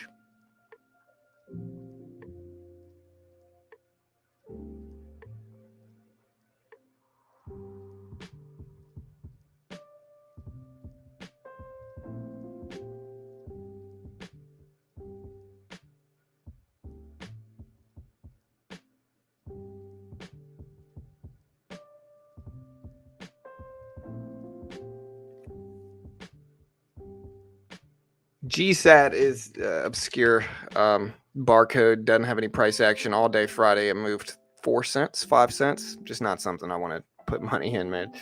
GSAT's just one of those penny stocks that have just not done much. All right, guys. Hey, we got the earnings. Y'all can hear the music, correct? You should be able to. So you should be able to hear the music. So.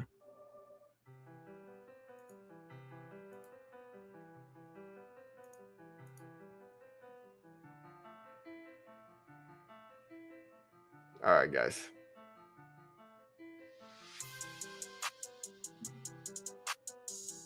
So chat, y'all can hear the music, correct? We're about to start the earnings call. I'm going to go ahead and end this.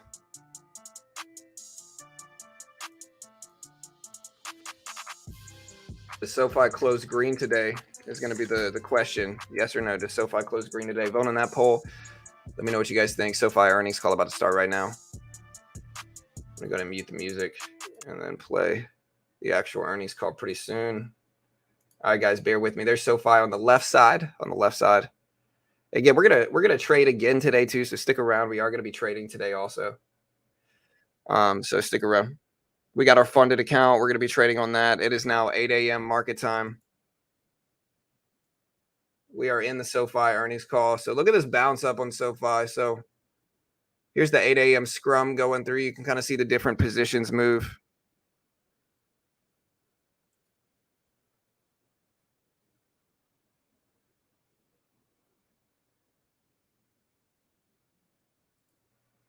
All right, so here's the earnings call. Good morning, everybody, and thank you for joining today's Sound check. SoFi second quarter 2023 earnings conference call.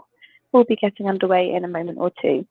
During the presentation, if you would like to ask a question, please press star followed by 1 on your telephone keypad to join the question queue. Thank you for your patience. We'll be getting underway shortly. All right, what's the sound? What's the sound like, guys? So that was the sound check. They're about to start it pretty soon. Sound is good? Okay, good. All right, but yeah, there's SoFi on the right side here. We're still watching this one, keeping an eye on it. We go back to, I forgot to pin the Moo. All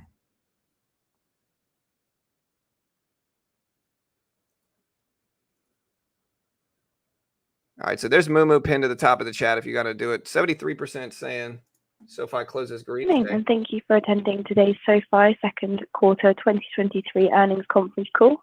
All lines will be muted during the presentation portion of the call with an opportunity for questions and answers at the end. If you would like to ask a question, please press star followed by 1 on your telephone keypad to join the question queue. At this time, I would now like to turn the conference over to our host, Maura Sia from SoFi Investor Relations. Maura, please proceed. Thank you and good morning. Welcome to SoFi's second quarter 2023 earnings conference call. Joining me today to talk about our results and recent events are Anthony Noto, CEO, and Crystal Point, CFO. You can find the presentation accompanying our earnings release on the Investor Relations section of our website. Our remarks today will include forward-looking statements that are based on our current expectations and forecasts and involve risks and uncertainties. These statements include, but are not limited to, our competitive advantage and strategy, macroeconomic conditions and outlook, future products and services, and future business and financial performance. Our actual results may differ materially from those contemplated by these forward-looking statements. Factors that could cause these results to differ materially are described in today's press release and our most recent Form 10-K as filed with the Securities and Exchange Commission, as well as our subsequent filings made with the SEC, including our upcoming Form 10-Q. Any forward-looking statements that we make on this call are based on assumptions as of today. We undertake no obligation to update these statements as a result of new information or future events. And now I'd like to turn the call over to Anthony. Thank you and good morning, everyone. The second quarter at SoFi marked our 9th consecutive quarter of record revenue and 4th consecutive quarter of record adjusted EBITDA. These results were bolstered by record revenue in both our technology platform business segment and our financial services business segment, which was fueled by record member additions coupled with strong monetization trends. These results, which we achieved despite market volatility and industry disruption, reflect the unique diversification of our businesses and the strong execution by our world-class team. I am incredibly excited to discuss what we've accomplished. I'm even more excited about what is in store for us over the next several quarters, as the key underlying trends in each of our segments are indicating continued momentum across the business. A few key financial achievements from the second quarter include record adjusted net revenue of $489 million, up 37% year over year. Record adjusted EBITDA of nearly $77 million, representing a 43% incremental margin and a 16% consolidated margin. At the company level, we saw an incremental GAAP net income margin of 36%, which resulted in a loss of just $48 million. At SoFi Bank, we had over $63 million of GAAP net income at a margin of 17%. From a balance sheet perspective, our unique value proposition in SoFi continues to fuel high-quality deposits that increased by $2.7 billion sequentially, and we ended the quarter with nearly $12.7 billion in deposits. Importantly, more than 90% of our consumer deposits are from sticky direct deposit members, and nearly 98% of our deposits are insured.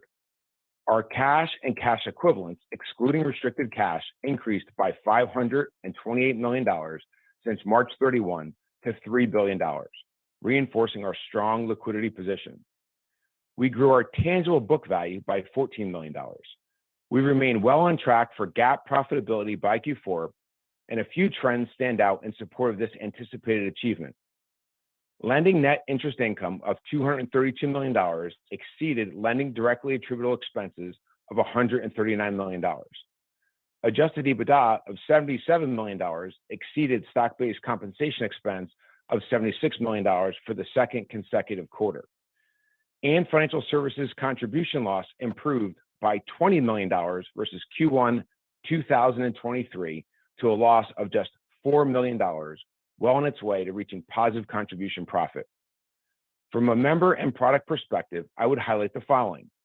We added a record number of 584,000 new members in Q2 23, bringing total members to 6.2 million, up 44% year over year. Our second highest quarter ever of new products in Q2 of 847,000 brought total products to 9.4 million, up 43% year over year.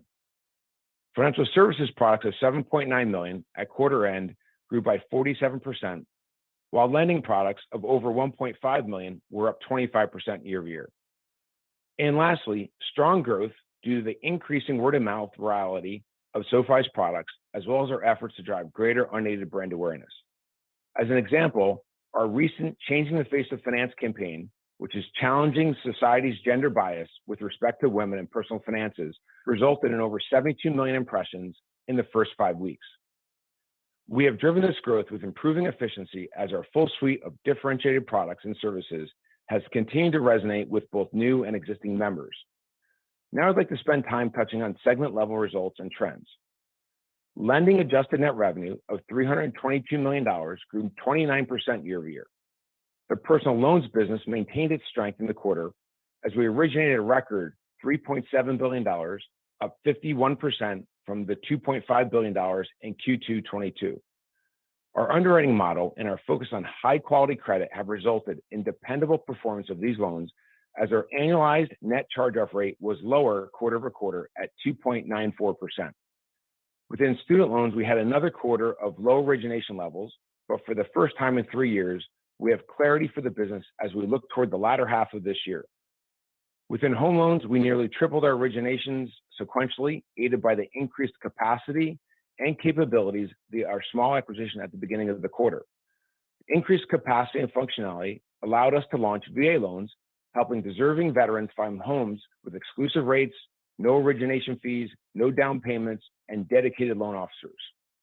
We continue to fully leverage the benefits of our bank license to drive great economics in both our lending and financial services businesses.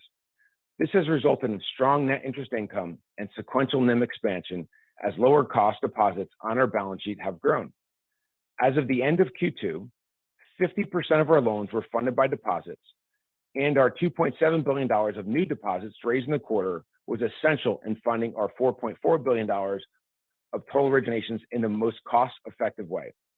Our lending capacity remains robust, with over $20 billion in total capacity to fund loans and meet our liquidity needs, with $13 billion of deposits that have grown by over $2 billion a quarter, $3 billion of equity capital, and over $8 billion of warehouse capacity.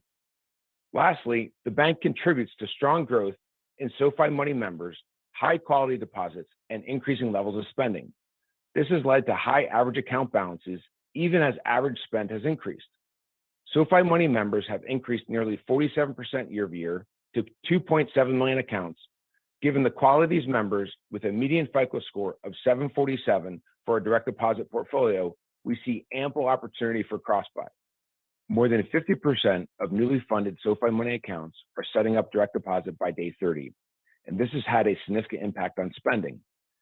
Q2 annualized spend was over 2.7 times full year 2022 spend, and Q2 spend per average funded account was up 13% quarter over quarter. Within financial services more broadly, net revenue more than tripled year over year to $98 million and grew 21% sequentially from Q1 23. This significant revenue growth is driven by 3 vectors.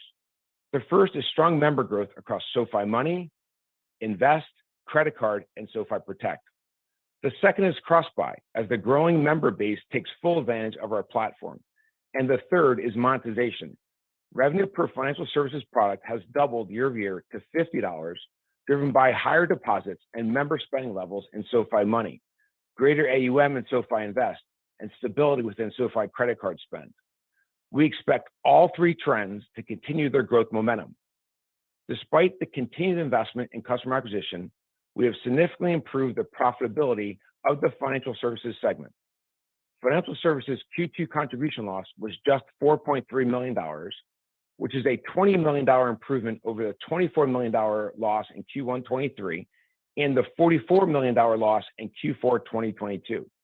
We are seeing significant improvement in unit economics, driving greater operating leverage. The improvement in variable profit per account is a result of higher monetization rates and lower customer acquisition costs due to marketing efficiency and cross-buying. The improved unit economics and the scale of members is driving meaningfully greater variable profit dollars than our total acquisition costs. We expect the total financial services segment variable profit to exceed our segment fixed cost in Q4, at which point we expect all three of our business segments to post positive contribution profit. Our strong member and product growth reflects our culture of relentless iteration across our 5 key points of differentiation. For instance, in Q2, we raised the APY on our savings deposits to 4.3% and have since raised it again to 4.4%.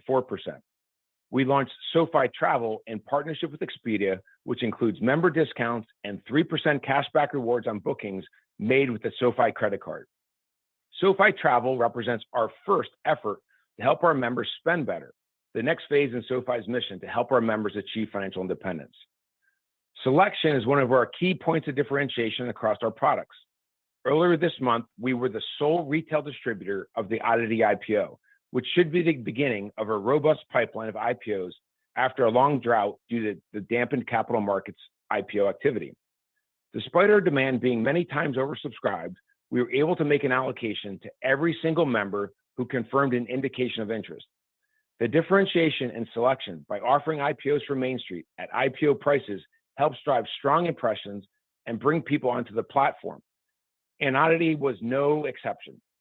Marketing related to the deal drove a total of 8 million impressions, which not only bolsters the growth in new investment members and more AUM, but also increases brand awareness and member growth for the entire platform. For our technology platform, record full segment revenue of $87.6 million saw a growth of 13% quarter over quarter, with a 20% margin at the segment level. Importantly, we expect the year-over-year growth rate in technology platform revenue to accelerate by Q4 with increased contribution from new partners to the platform, along with greater product adoption among existing partners. Tech platform's overall diversified growth strategy includes growth in new vertical segments, most notably B2B partners, new products, and new geographies, as well as a focus on partners with large existing customer bases with more durable revenue streams and growth prospects. In Q2, Galileo signed 5 new clients and made significant strides against this strategy, with 100% of new signed clients bringing existing customer bases or portfolios, which drives much faster time to revenue generation compared to a startup company, along with the growing pipeline of joint opportunities selling combined Galileo and Technisys offerings into expanded customer base. Technisys saw record revenue in this quarter and continued to make strides toward continued growth, bringing 4 clients live within the quarter. We've also experienced great product uptake in new products such as our payments risk platform product, which helps reduce transaction fraud by leveraging our unique data and algorithms, as well as Connecta, our natural language AI-driven chatbot, which provides faster resolution of customer contacts and reduced contacts per customer for our partners as well as SoFi brands. I'll finish here by saying how proud I am of our team's relentless ability to not just persevere through the disruption and volatility of the financial services industry in the first half of the year, but to deliver record results driven by the very businesses that were vulnerable to that volatility in our technology platform and financial services segments. I could not feel more blessed by our great team's ability to execute, and importantly, our over 6 million members that have been so critical in making our vision of being a one-stop shop for all of your financial needs to become such an amazing reality. With that, let me turn it over to Chris for a review of the financials for the quarter and our outlook. Thanks, Anthony. Overall, we had a great quarter with growth trends across the entire business. We achieved record revenue and adjusted EBITDA, despite operating in a rapidly evolving macro backdrop amidst notable financial services industry headwinds. I'm going to walk you through some key financial highlights for the quarter and then share some color on our financial outlook. Unless otherwise stated, I'll be referring to adjusted results for the second quarter of 2023 versus second quarter of 2022. Our GAAP consolidated income statement and all reconciliations can be found in today's earnings release and the subsequent 10-Q filing, which will be made available next week. For the quarter, top-line growth remained strong as we delivered record adjusted net revenue of $489 million, up 37% year-over-year and 6% sequentially from the first quarter's record of $460 million and above our Q2 guidance of $470 to $480 million. Adjusted EBITDA was $77 million at a 16% margin, also above the high end of our most recent guidance of $50 to $60 million, and ahead of the prior record quarter. This represented 10 points of year-over-year margin improvement, demonstrating significant operating leverage across all functional expense lines. In fact, sales and marketing declined as a percentage of revenue for the sixth consecutive quarter, with marketing intensity approximately 300 basis points lower relative to Q2 2022. Overall, this resulted in a 43% incremental adjusted EBITDA margin year-over-year. Our GAAP net losses were $48 million this quarter, which is a $48 million improvement year-over-year. We saw notable year-over-year leverage in stock-based compensation, with SBC dropping to 15.5% of adjusted net revenue versus 23% in the prior year period. Incremental GAAP net income margin was 36% for the quarter, which represents further progress toward our expectation of GAAP net income profitability in Q4 of 2023. Now on to the segment level performance, where we saw strong year-over-year growth across all three segments. In lending, second quarter adjusted net revenue grew 29% year-over-year to $322 million. Results were driven by a 103% year-over-year growth in our net interest income, while non-interest income was down 30%. Growth in net interest income was driven by a 117% year-over-year increase in average interest earning assets and a 289 basis point year-over-year increase in average yields, resulting in a net interest margin of 5.74% for the quarter, which is a 50 basis point expansion year-over-year, and importantly, a 26 basis point expansion versus Q1 2023. I'd also highlight our $2.7 billion of deposit growth in the quarter compared to the $2.4 billion of net loan growth on the balance sheet period over period. With 216 basis points of cost savings between our deposits on our warehouse facilities, this has resulted in a meaningful benefit to our net interest margin and has underscored the advantage of holding loans on the balance sheet and collecting net interest income. Looking forward, we expect to maintain a very healthy net interest margin as a result of two things.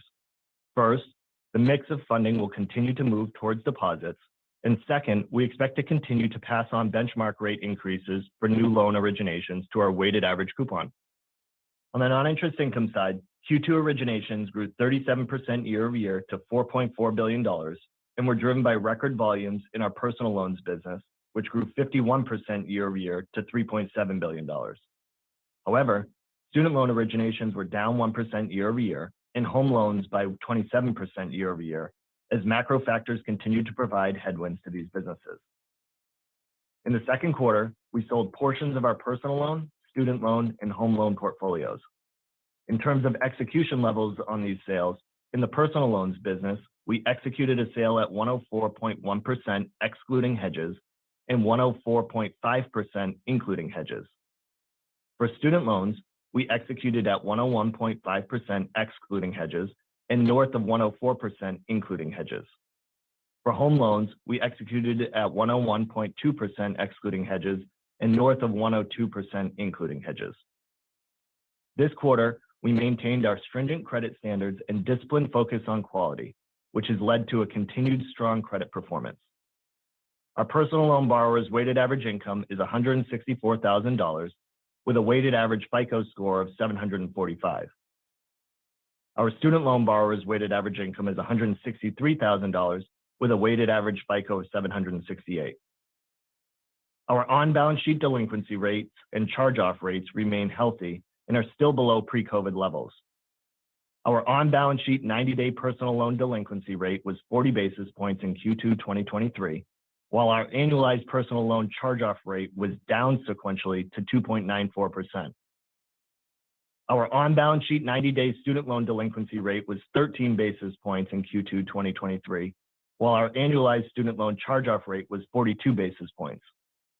We continue to expect very healthy performance relative to broader industry levels.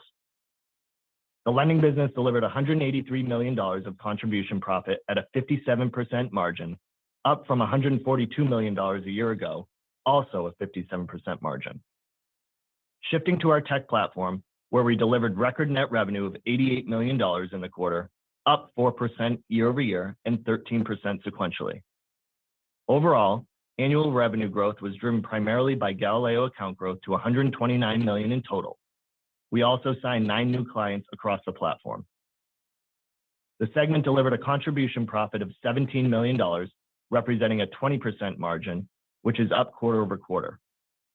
Notably, as we expect to see an acceleration in year-over-year technology platform segment revenue growth by Q4, we also anticipate continued margin expansion.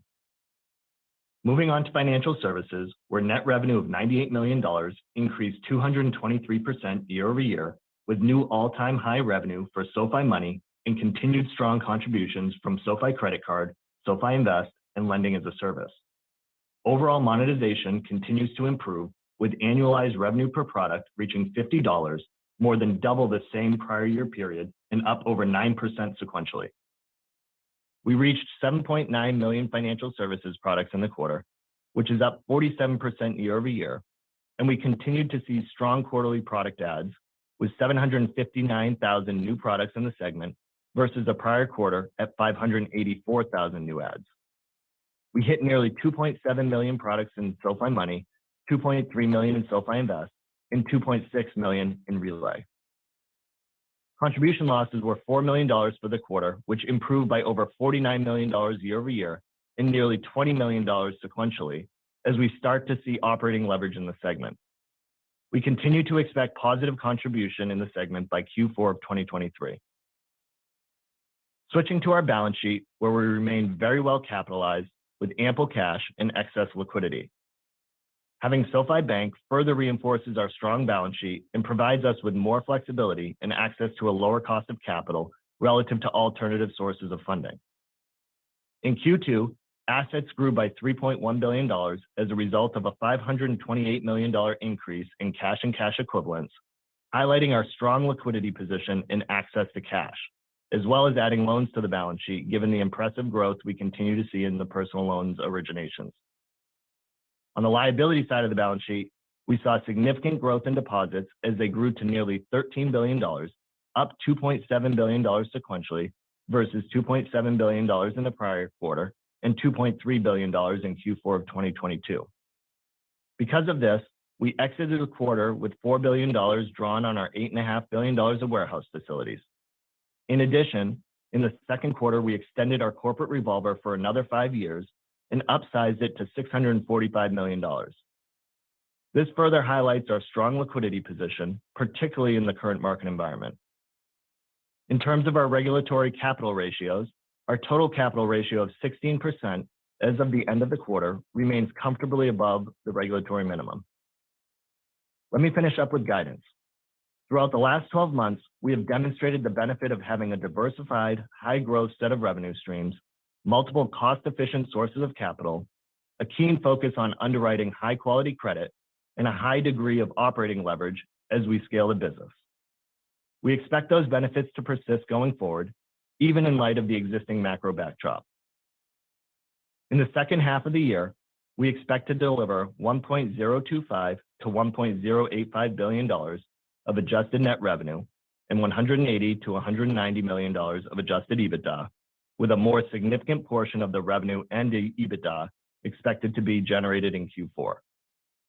As we move toward expected GAAP net income profitability in the fourth quarter, we expect stock-based compensation and depreciation and amortization expenses to be slightly higher than reported Q2 levels in both the third quarter and fourth quarter of the year. This guidance implies full year 2023 revenues of $1.974 to $2.034 billion, above our prior guidance of $1.955 to $2.02 billion. Our second half guidance implies full year 2023 adjusted EBITDA of $333 to $343 million, above our prior guidance of $268 to $288 million. This represents a 40 to 44% incremental adjusted EBITDA margin for the full year. Overall, we couldn't be more proud of our Q2 results and continued progress. Having delivered $489 million of adjusted net revenue and $77 million of adjusted EBITDA, we continued to make great progress against our long-term growth objectives and remain very well capitalized to continue pursuing our ultimate goal of making SoFi a top financial institution. With that, let's begin the Q&A. We will now open the lines for Q&A. If you would like to ask a question, please press star followed by 1 on your telephone. Okay, so I'm going to go ahead and skip the Q&A. So we covered most of this here. So SoFi actually going up from this report, actually almost technically green now. But yeah, we're going to go ahead and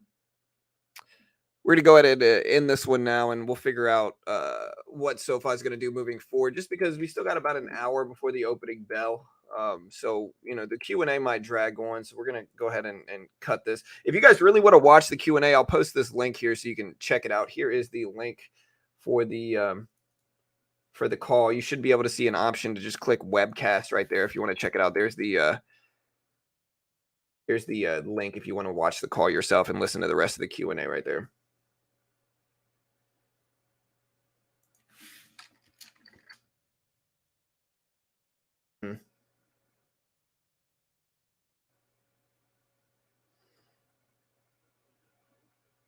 So there's Austin. I wonder how long Austin is.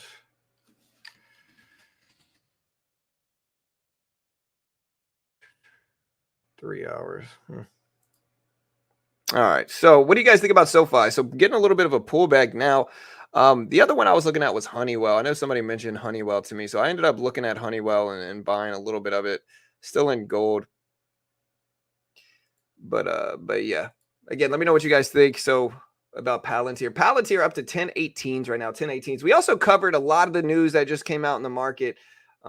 Again, if you guys truly help support us, go check out this news release. So if you want to see a breakdown on all the news that came out today, basically all of it, here's the link for that, for our Twitter post showing basically all the different news that dropped today. It shows what happened with SoFi and a couple different ones as well. And yeah, let me know what you guys think. So again, also, guys, the Topstep sale is going to be ending sometime soon. And so if you haven't checked out Topstep, we did get funded last week. So we are now a funded trader on Topstep. So we did get funded. We are now a funded trader on Topstep. And Topstep base combine is only $49 right now.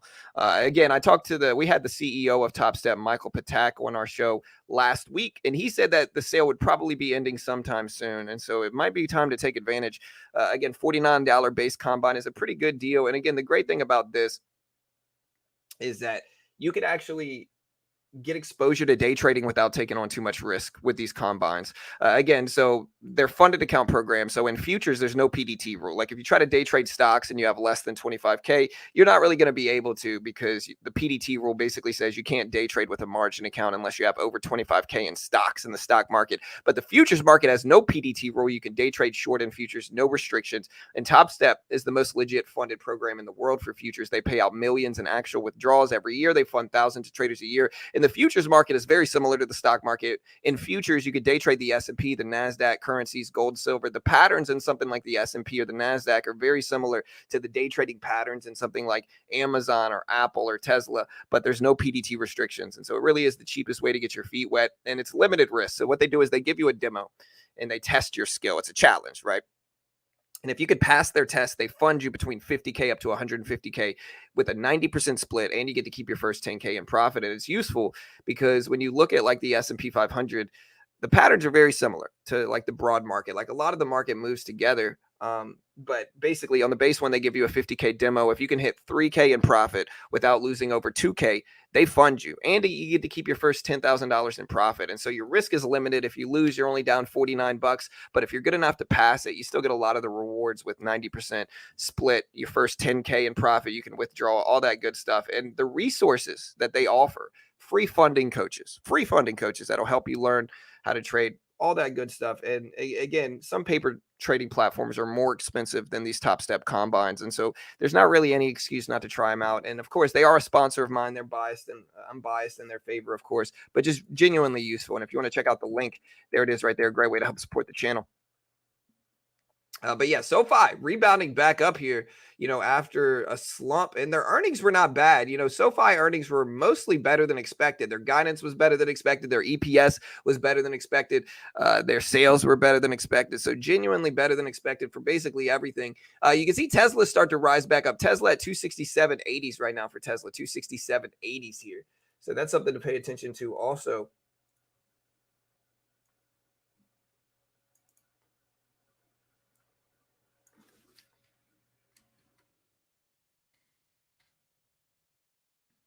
All right, so SoFi earnings, we got Chicago,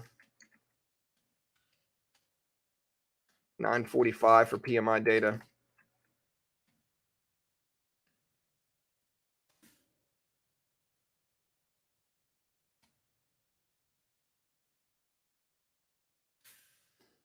Again, we're watching Tesla. Anything else that y'all see as like a cheap dip? Let me get the music playing here. My bad, guys.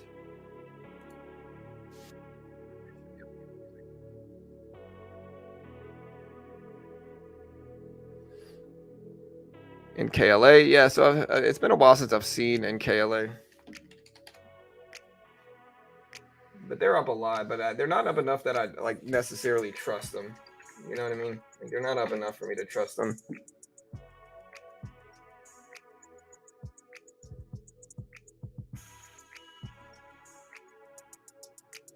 Honeywell down on earnings.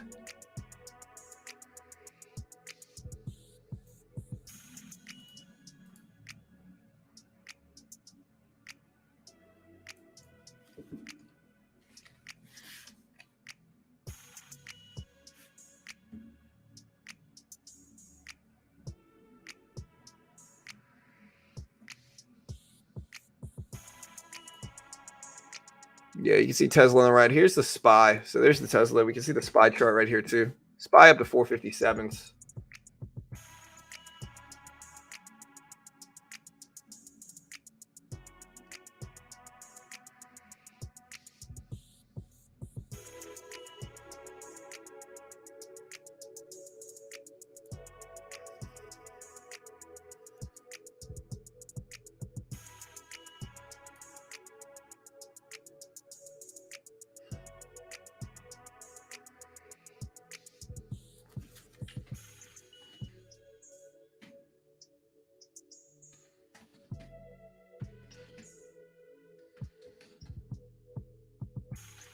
Let me find. So again, we got Chicago PMI today at 9:45. So we still got like over an hour.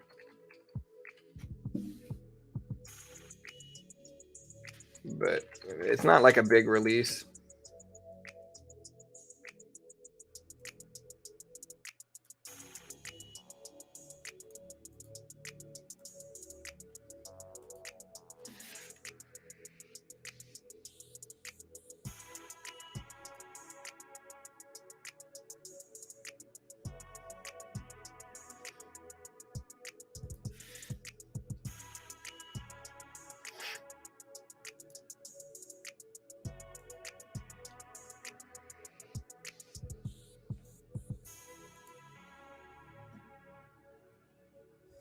Let me catch back up on chat. Sorry. Looking back up on everything. What about Roku? Roku's a stock that it's up a lot, man. I mean, it's over 90. I just don't trust it long term, so it's hard for me to buy right now. But maybe it does something. I don't know. But it's hard for me to buy that one right now, personally. But everybody's different, For me, I'm just a little sketched out by it. But again, everybody's a little bit different here.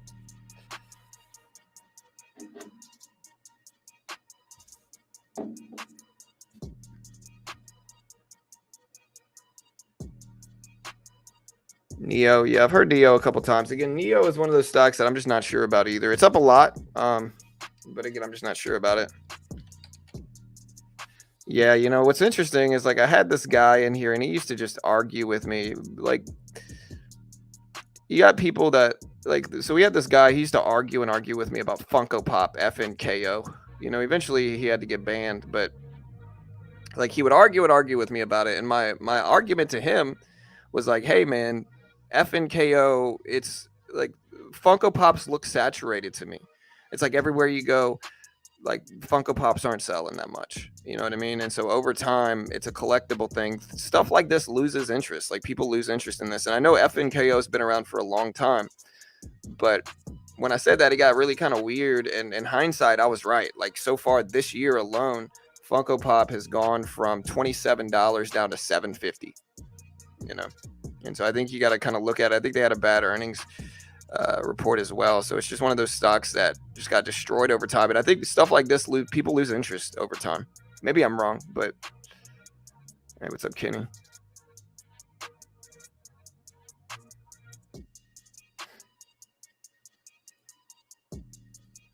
Appreciate everybody that liked the tweet. Our Twitter account's been growing for sure. But yeah, so basically China deflation fears are there. People are worrying about this because it could cool inflation elsewhere, but it also could hurt growth with deflation overseas. So, you know, but it's kind of one of those things where sometimes they say inflation is good, sometimes they say inflation is bad, sometimes deflation is good, sometimes deflation is bad, and that's kind of what we're seeing now. But yeah, Tesla also announced some price cuts overseas, causing some volatility. ON Semiconductor Corporation dropped EPS of 133 for adjusted EPS versus 122 estimates. Revenue of 2.09. They expected 2.02, so better than expected for EPS and revenue for ON Semiconductors. JB Hunt is going to purchase 13 zero emission NKLA trucks. That's some news for Nikola today. That's making Nikola bounce up, Nikola gapping up. But again, while Nikola's up a lot, or Nikola, I think is how you pronounce it. Well, it's up a lot in pre-market. It's down a lot on the year. If you put up a daily chart, it's just down a lot. Carnival Cruise announces anticipated debt prepayment of $1.2 billion in refinancing transaction in conjunction with the first lien term loan. May raise about $500 million. Bitcoin's still pretty flat. We had others drop earnings like Symbiotic, Immunogen, AirCap, and other ones. Most stuff did better than expected for EPS. There's the SPY, though. SPY at 457. So you can kind of see, you know, Thursday we had a pretty rough day. And then today, and then Friday, we basically were flat, although we rebounded a little bit. And then the SPY currently at about 457s. We're going to be day trading this morning, too, in our funded account as well. Yeah, RTX down big.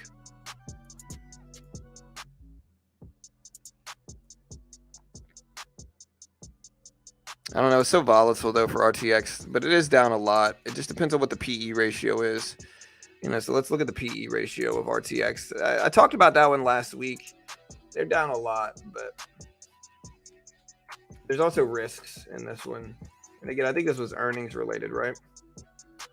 Yeah, they were downgraded to neutral by Bank of America.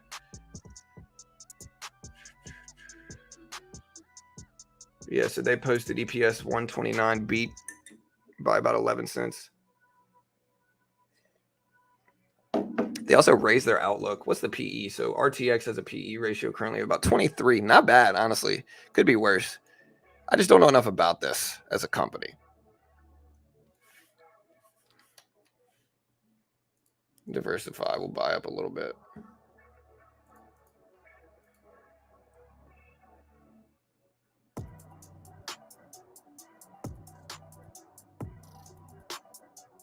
Snapchat now green on that one on the day too. Gold bouncing back a little bit as well. We did diversify into gold also.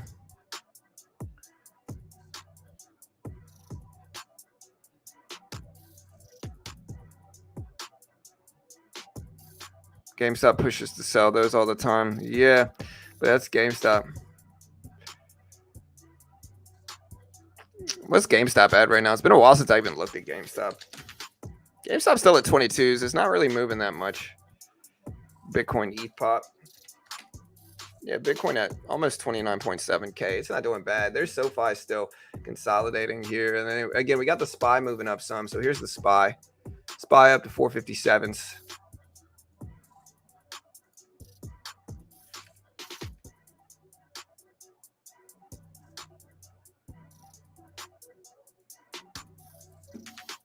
And again, we are going to be day trading today some. So let me put this up.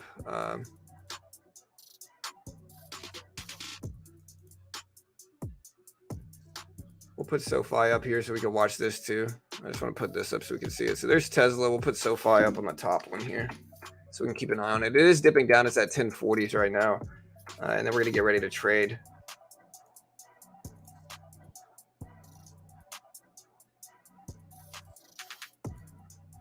So we got our Express funded account live.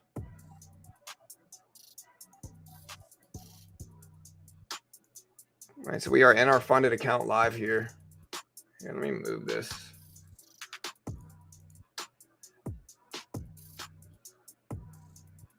Again, we've been having better results trading the NASDAQ. We did make a little bit of money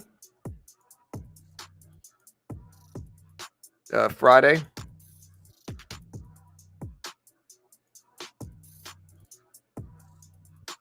And yeah, imagine investing. Yeah.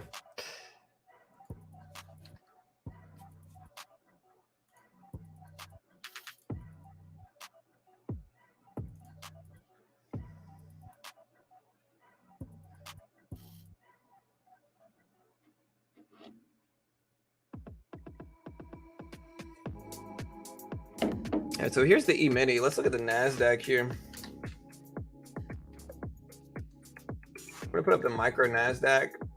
Try to get a couple good green trades in. Nice little upward trend though, basically all morning. You can kind of see the trend here. Let's draw it. And again, we got funded on this account mostly from just attacking trends. Only trend attacks is what we got in. Like we basically just attack different trends. Look at that trend right there though. That's a nice trend. Let's zoom in a little bit. Yeah, look at that trend, man. Again, the problem with the trend that's this obvious is that it's not going to stay forever. Like this trend is not going to hold forever. That's the only risk here.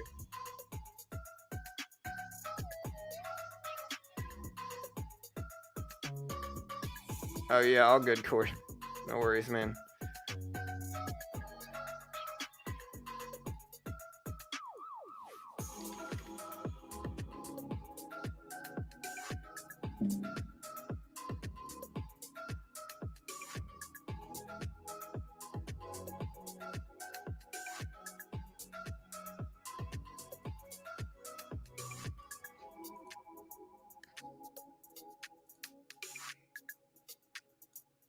All right, so yeah, I'm checking out all the other accounts.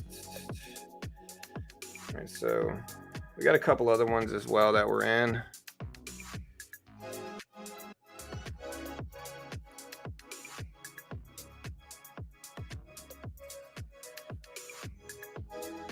Also, I'd love to get funded in my 150K combine. Like that's something I'd love to do. And again, we're day trading on Topstep today. Topstep funded program for futures. They give you a demo. They test your skill. If you can hit the target while following their rules, they fund you between 50K up to 150K. It really is like the lowest barrier of entry, and it teaches you how to trade. Like experience trumps everything else, regardless of any course or anything like that. And learning to trade with limited risk, but a lot of the reward is very useful. And in that regard, Topstep's the most legit one in the world. They've been around for over 10 years. And so if you want to participate in this challenge with me, we did get funded last week. My goal is to get funded in a couple of these accounts over time. So we're already funded in one of them. I'd love to get at least another one funded this week, and then preferably the 150K combine this week is the goal. So what I'd love to do is get funded in the 150K combine. So again, we'll see if we can. But yeah, Funko Pop, the problem is just trends. Like long term is where I think the risks are in that, you know. So like we'll see, but long term, I think that's where the risks are.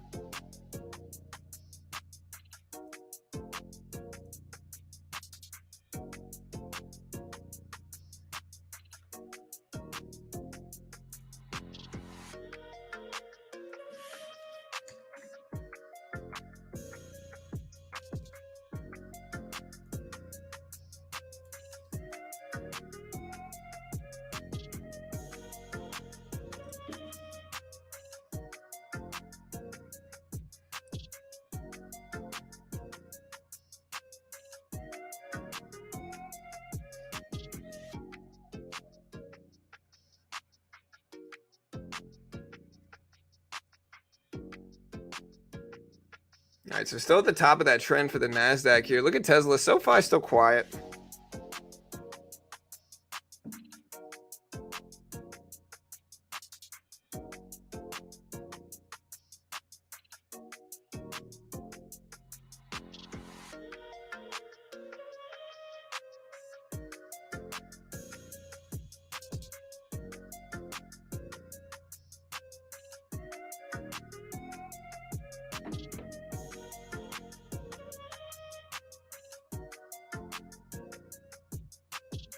All right, so what do you guys like today, guys?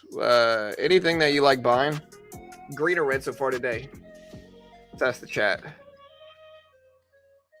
I haven't really day traded a ton, so we're not really red yet. We're pretty much flat so far, but let me know what you guys are, green or red today.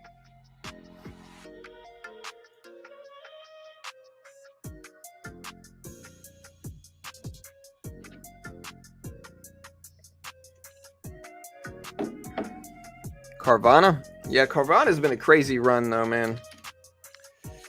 Carvana was at a couple dollars a share at the beginning of this year. At the end of this year, yeah. At the beginning of this year, Carvana was at like $5 a share. It's currently at almost 50. It's basically 10x over the last 7-8 months, which is kind of crazy. Green. Polestar. Nah, I'm not really a big. I don't like investing in up and coming EV companies. I think they're risks. Maybe some of them succeed, but it's high risk, high reward. It's just not really what I want to do. But again, everybody's different, and for some people, there might be some good plays to get in. You know, I watched The Big Short not too long ago, and they had the Brownsfield Capital Fund. And again, like what their strategy involved was buying long-term options on very low probability things that were cheap, right? Because a lot of the things they were buying were such low probability outcomes that they could find these option contracts for very cheap. And so when they were wrong small because it was so cheap, because it was so far outside what a lot of people expected. But then when they were right, they made a bunch of money on it. And that's what they did on The Big Short as well. And so I think you could take some of those type of positions with stuff like that, but I think you gotta be okay with losing and understand that like you'll probably lose on a lot of these up and coming EV brands just because of a lack of production numbers for a lot of them.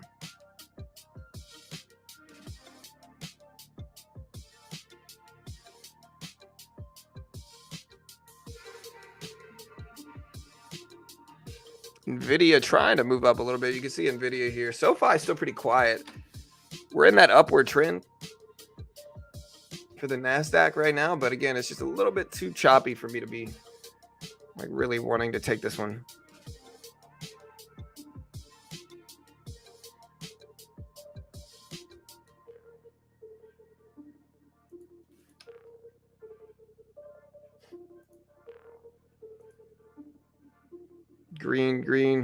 Green bull on SoFi finally starts consolidating student loans this month. Hey, good luck. I hope you guys make some money on that one.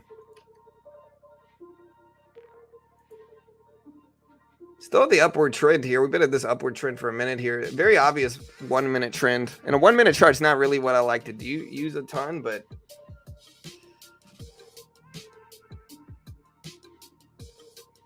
all right, so we got a bunch of earnings this week. We got AMD earnings tomorrow. We got Apple and Amazon earnings Thursday. As long with like Moderna, ConocoPhillips, Expedia, Hasbro, Coinbase, SQ, Airbnb, DraftKings, and a bunch of other ones.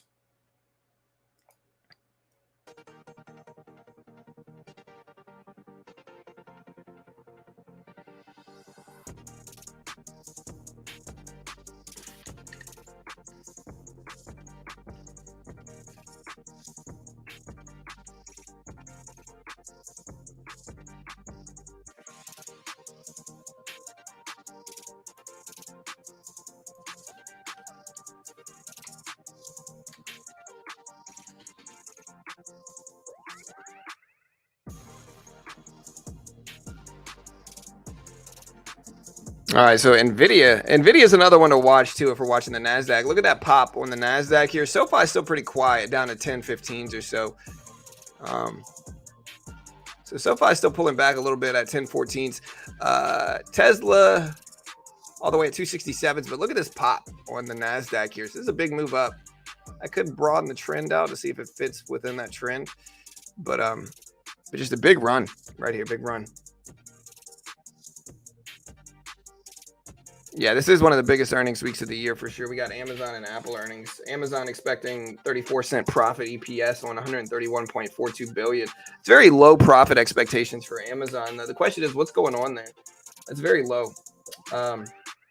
Revenue was at 131 billion. Apple, for instance, revenue quarterly is 72.81 expected billion on one night. But Apple's just better margins than Amazon. Apple at 119 EPS, which is margins, and Amazon at 34 EPS. So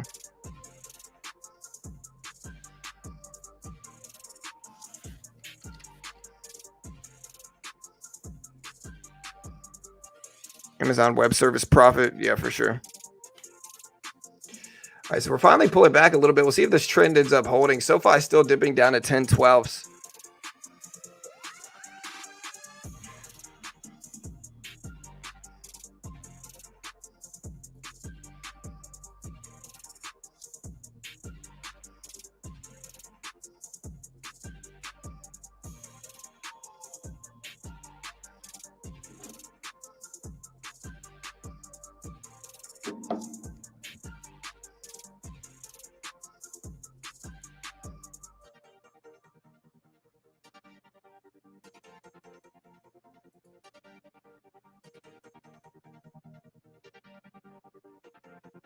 All right, so again, but this is a big week, and then we don't really have any other earnings outside of that. So we got Tuesday, we've got like Uber, Pfizer, AMD tomorrow that we're going to cover. So we're going to cover AMD earnings. Wednesday is usually like the biggest earnings day of the week, and we don't really have anything. We got like CVS, Humana, a couple other ones like Kraft Heinz,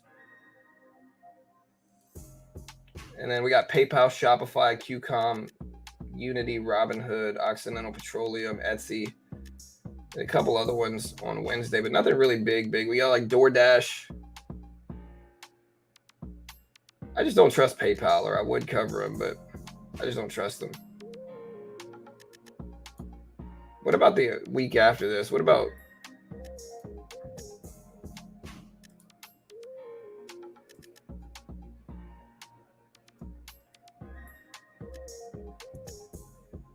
we got Palantir earnings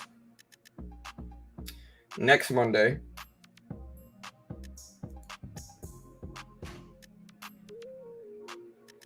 Tuesday, we got UPS, Eli Lilly, Plug, Datadog, Rivian. Okay, we got AMC earnings next Tuesday. And they switched it. It was originally scheduled for a morning earnings release. They switched it to an evening one, which is good. All right, and then Wednesday morning, we got Roblox, Dish, Penn Gaming, and then Disney Wednesday evening. And then Thursday next week, we got Alibaba, CyberArk, Hut 8 Mining, MVIS. I know it's really big there.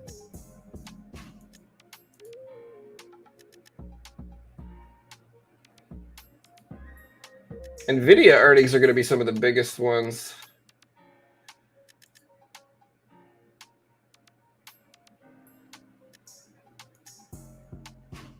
We got Home Depot Tuesday.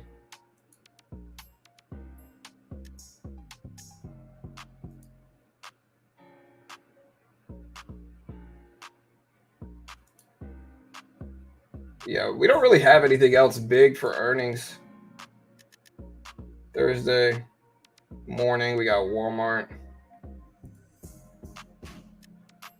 Yeah, all the big earnings are basically done until NVIDIA, I guess.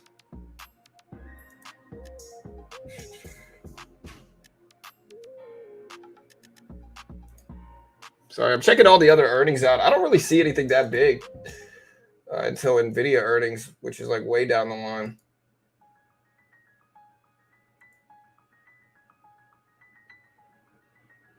Earnings slow down a little bit. NVIDIA earnings are going to be the August 23rd.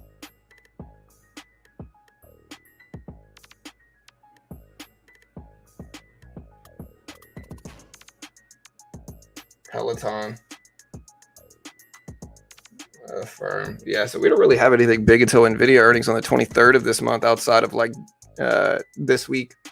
Still testing the top of this range. There's a SoFi starting to bounce up some more. SoFi at 1025s right now. Tesla still trying, but slowing down some.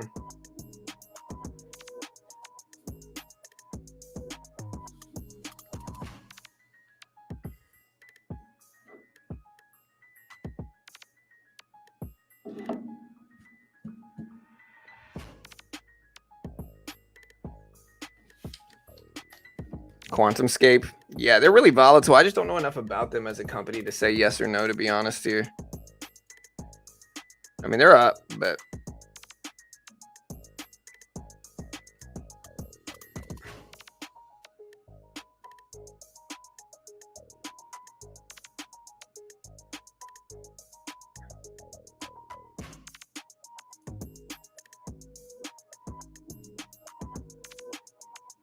yeah, SoFi started to bounce here. The pre-market highs for SoFi are going to be right around 1050 or so. Right around 1050 is the pre-market high. So it's gone all the way to 920s, all the way back up to 1050 or so at the highs of pre-market. Very volatile move, but it is earnings related. So like they dropped their earnings today. So it's going to move a little bit more on earnings days, of course. Still got about 30 minutes before the market opens. And again, I just didn't get enough sleep last night. So we're going to trade today, but man, not enough sleep.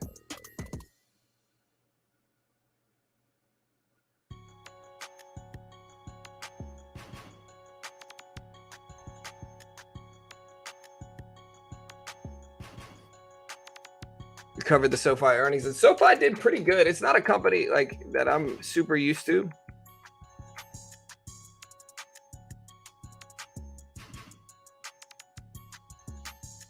We do have Chicago PMI data in about 45 minutes.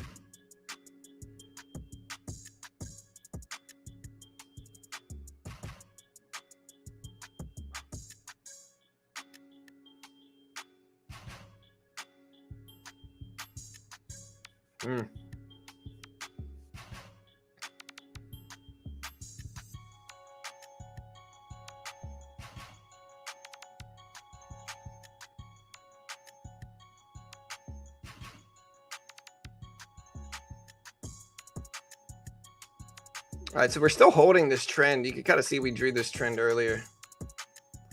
And we're still tipping right at the top of it here. So I guess the question is, if we pull all the way back down to here, is it worth a dip buy? What do you guys think? I don't know yet. I don't know yet. I'm thinking about it. What do you guys think? If it pulls back, is that worth a dip? But again, I'm definitely not telling you guys to take that trade, but we're going to stream some earnings at the close, yeah. But only the big ones. Like AMD's tomorrow, we'll stream that one. And then Amazon and Apple are Thursday. We'll stream those for sure.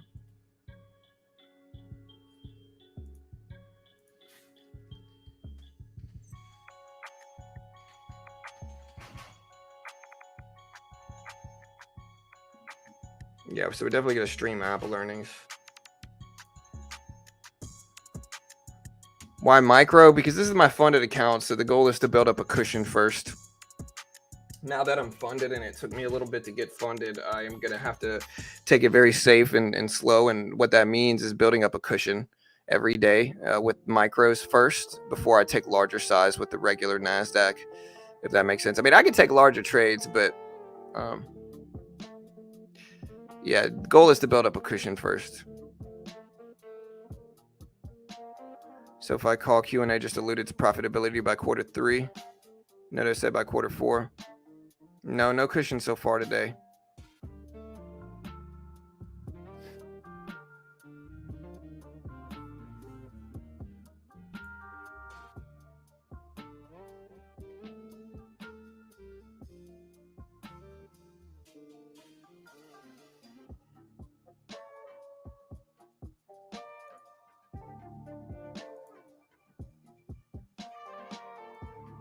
NVIDIA, Apple. Yeah, we're watching NVIDIA. NVIDIA went green on today as well, so NVIDIA did go pretty green. NVIDIA at 467.50s. It's hard for me to invest in this, though, because it's up so much. So, like, I'd rather look for sympathy plays because I think, like, NVIDIA is one of those stocks where you're either going to make a lot or lose a lot. And so y'all be careful.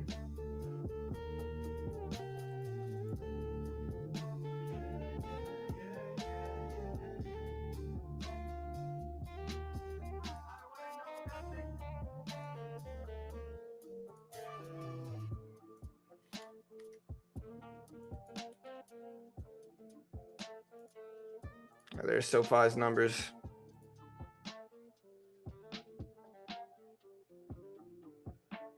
Do you have your pre-market labeled on the screen? What do you mean labeled? Yeah, again, the job is to build up a cushion first. And look at that trend, man. That trend that we drew earlier followed to the T, man. That thing worked perfectly. But again, I don't really like shorting at the top. I'd rather just attack the bottom trend. So like if we get a large enough pullback, we'll attack it. But we'll see if we hold this trend. We are pulling back now. Look at Tesla fall. I'm going to go ahead and start one trade here. And again, we're kind of in the middle range. But we're going to look to add to it if it pulls back more within that trend. Maybe it's a little early, actually, but it's all right.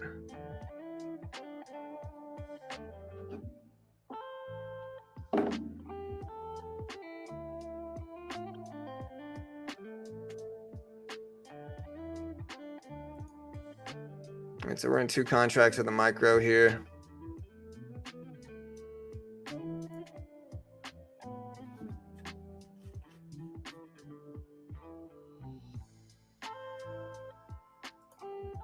All right, so we're still dipping that. I should have waited, which I might cut this and then I'm going to cut this and then rebuy in on a pullback if I can. And it might fake me out, but it's small. This is why we start with the micros.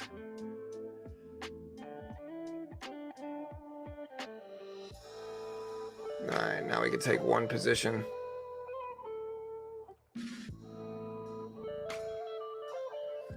Yeah, I recognize I bought it a little bit early. I wanted to see if it would bounce at the hat, but again, I didn't get a lot of sleep last night, so my trades today, hopefully, I'm gonna say my trades are gonna be great today. We're gonna go to put it out there in the world, but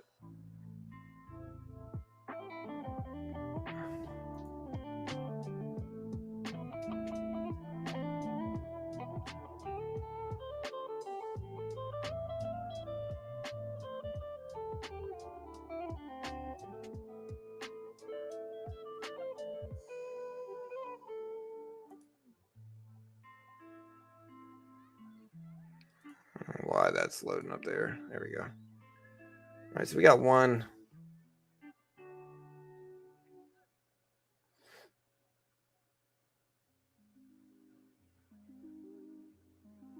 Again, we probably have to scale up. I don't know if micros is going to work. I just don't think micros is the good strategy to use. I think they move a little bit too small. I don't know what you should do, Isaac. I don't know, Andrew. Yeah, Google's your friend, financial. All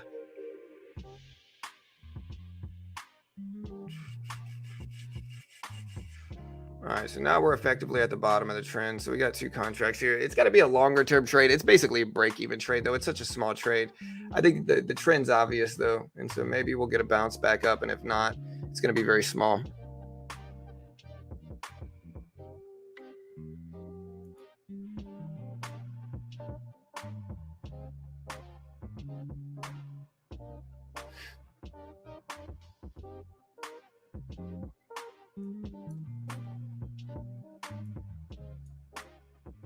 All right, slightly green here. I'd like to give this time to run all the way back up, though. Yeah, volume's light. It's Monday. There's not really big economic data today influencing everything. So maybe we'll get some good trades.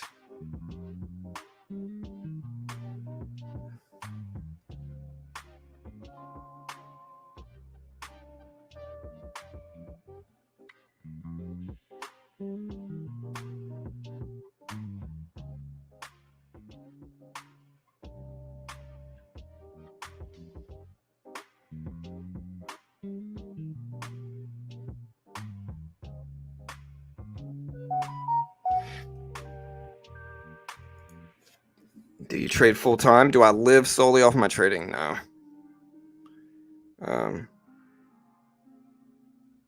Houston lost to Tampa. But yeah, no, I don't live solely off of my trading. Never claimed to. My channel's not really just like a day trading channel either. I mean, it's a little bit of everything. It's day trading, it's swing trading, it's investing, it's economic data. So like we don't guarantee anything. We don't claim to be good. We don't claim to be experts. We don't charge for any of our content either. Yeah, SoFi testing highs again, almost back up to the pre-market high at 1040s still. So 1040s for SoFi. Trying to hold.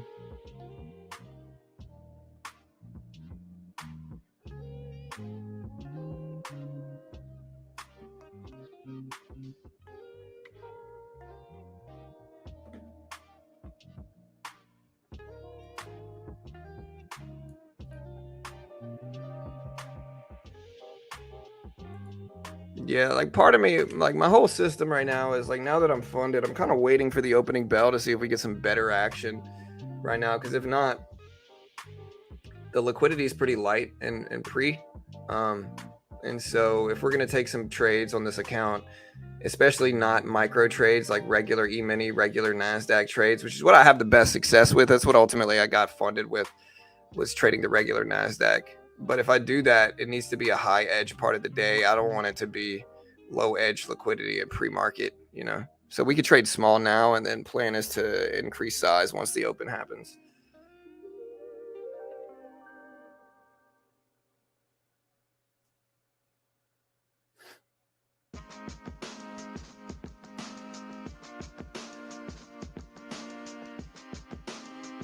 Yeah, I don't know if it's too obvious, Sam, or that I wouldn't say it's too obvious. I don't know if there's such a thing as too obvious. I think a better argument for not taking the trade would be like, it's been in this trend for too long, right? So it's been in this upward trend for too long. Eventually the trend's not going to hold. Like very rarely do stocks maintain in the same trend like for extended periods of time like this. And so I understand what you're saying. I wouldn't necessarily call it's too obvious. I would instead say it's been in this trend for too long, until eventually like the odds are stacked against it holding this trend, if that makes sense. I could agree with that probably too, and like, yeah, there's the trend break. So yeah, I don't know if it was too obvious. I think it's just been in it for too long, so I think when you're going like this over and over and over again, eventually it's going to crack, and when it does crack, it cracks big, But again, I'm a little tired today. I don't know how good my trades are going to be today. I'm hoping they're great. But again, my son woke us up at my son decided to sleep in our room last night, in my wife and I's room. And, he woke up at 2 a.m. because all the lights were off, and he got scared because it was pitch dark in the room, and he's scared of the dark. And so he woke us all up over and over and over again, refused to go back to sleep, demanded us turn the TV on, and I don't know, I'm tired. I just didn't get enough sleep.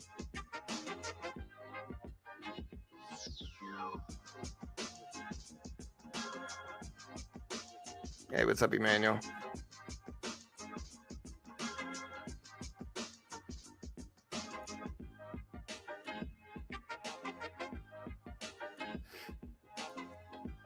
All right, guys, we got about 20 minutes. We got Chicago manufacturing PMI data coming out today as well. Not really a big release. And again, I'm a little sleepy, low energy today.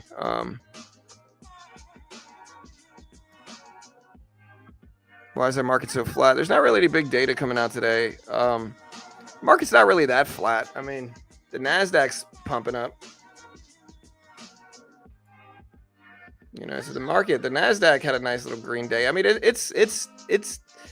it's not the biggest day for sure, but the Q is green. The SPY is green. Apple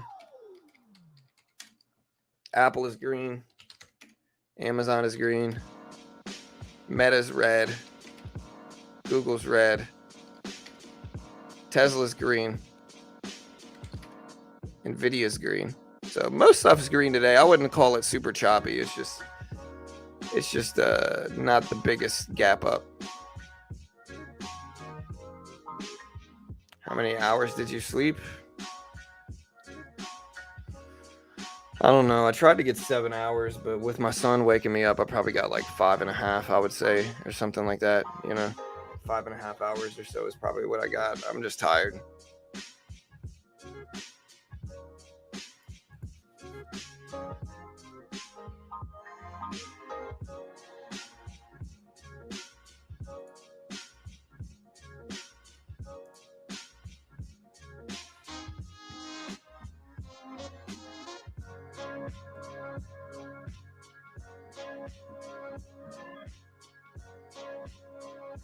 Look at Sofi crack over the highs here. It's at 1060s, breaking the highs right now for Sofi. Look at this up here on the top right, up to 1070s right now for Sofi. So Sofi just broke pre-market high, still running up.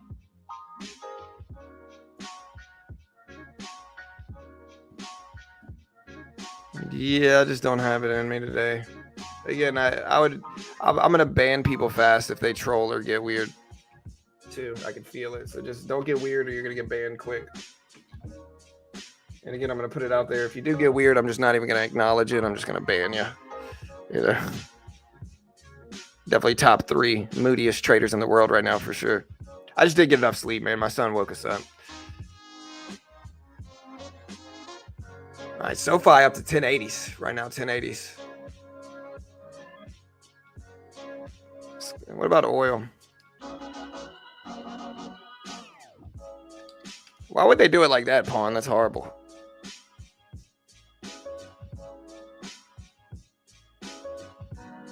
You got 2 days of school and then it starts again. Yeah, my kids start in the next few weeks.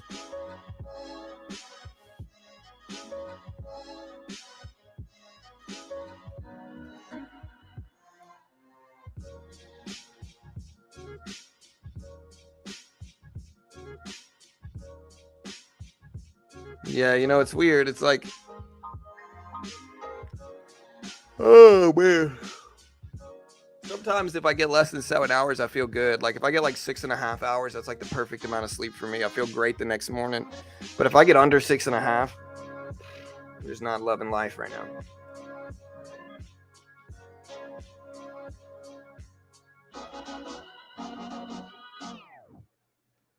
AMD is moving up. Yeah, AMD drops their earnings tomorrow evening. And with microchips and all the craziness that's been around there, AMD's an interesting one. It's green on the year, but it's only slight. I mean, actually, it's not slight. It's up like 6% on the year.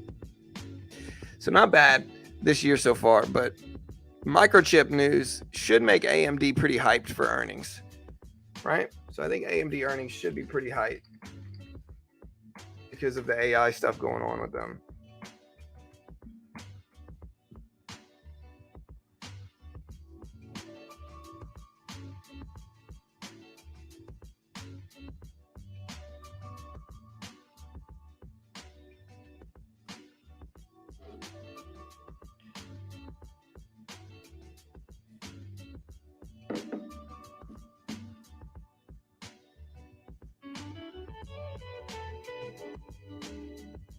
My son was the same way between age 17 and 12. He would say that there's a man. Yeah. Yeah. Yeah, we're going to try to trade as small as we can and just not, take too much larger positions. Again, we got 17 minutes before the market opens. I'm just tired, man. Again, I didn't get enough sleep. Luckily, I would be even more bummed if we had some type of afternoon. Man, look at a SoFi rip. SoFi almost up to 1090 or so. At 1075 right now. But yeah, I would be more bummed out if I had to stream some type of evening earnings today or afternoon earnings. So I'm just glad we don't really have anything. We got some earnings today in the after hours, but it's nothing like big. It's nothing really good. Nothing else super big this morning, so that's good, I guess. He's 19 and still sleeps with some type of light on. Yeah, I mean, I'm the type of person that grew up and I always had the TV on in the background to give myself some background noise when I'm sleeping. So background noise actually is really helpful for my sleep. It helps me relax somehow. So I can't really get mad at my son too much about it, but all right, so we got the breakdown of this trend. The trend finally broke. So we finally broke on this trend. Look at the breakdown there.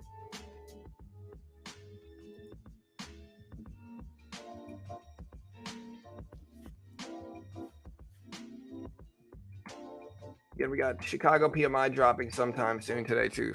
Remember.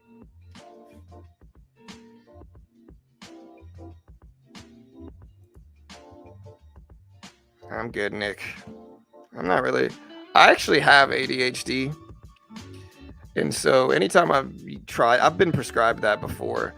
It calms me down, but it does influence, but it does calm me down. So like I take it and I just sit down. I don't really do much else. But I don't eat enough on it, which is why I never liked taking it growing up, was because I don't eat enough on it. But I have ADHD.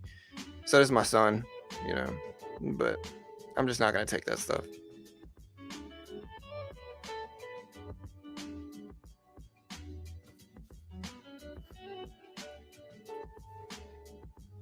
No, everybody claims to have ADHD, but a lot of people don't actually have it. I have what's called ADHD combined presentation. My son does as well. But I never actually took the medication for it because it made me not eat, and it just made me not eat, and I like eating and sleeping.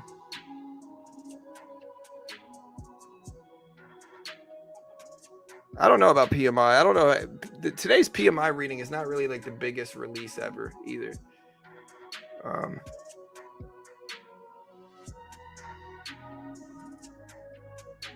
I'm not a big drinker either, Sam, which makes it hard for me to get along with people my age too. Like I don't ever drink, you know.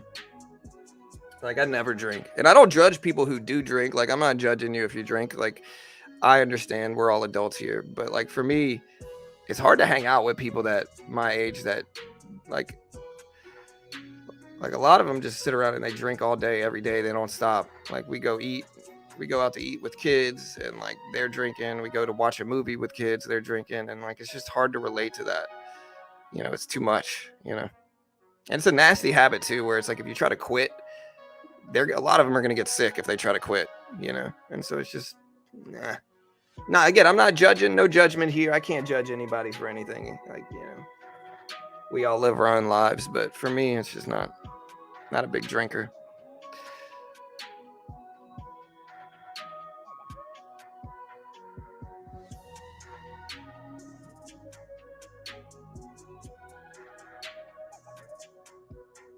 Yeah, I heard dietary changes is good, but video games definitely don't help. All right, guys, we got 13 minutes.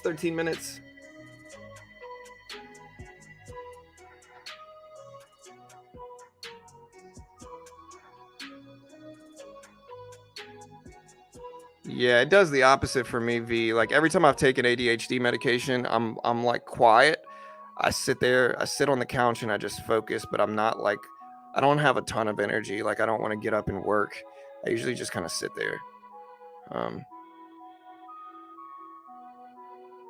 But again, it's been so long. It's been, you know, years.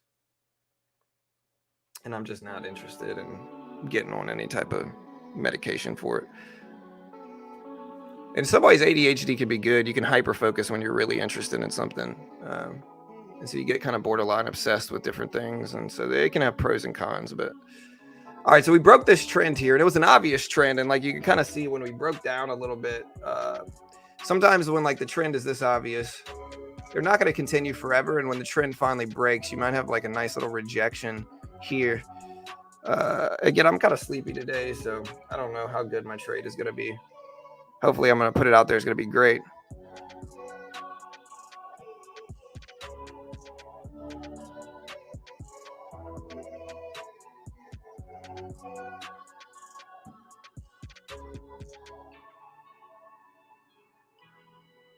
Drinking makes me feel like crap. Yeah, I mean, it disrupts my regular life so much to where I don't want to do it.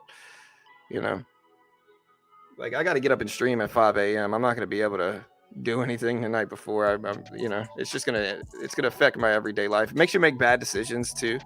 Like the decisions you make when you're on it make you think they're good ideas, but I don't know. Tesla over 250s. It's been mostly sitting here for the last like week. If you look at Tesla chart, right? If we put up like a daily chart on Tesla, you can see we've mostly been in this little range for the last 5 days. You know, we broke down here a couple days ago after earnings, and we've mostly been pretty flat since then, if you guys can see this. So like, look at this range for Tesla, just kind of up, down, up, down, up, down. Doesn't really do anything. Still breaking down from this trend in markets. We got 11 minutes until the open too.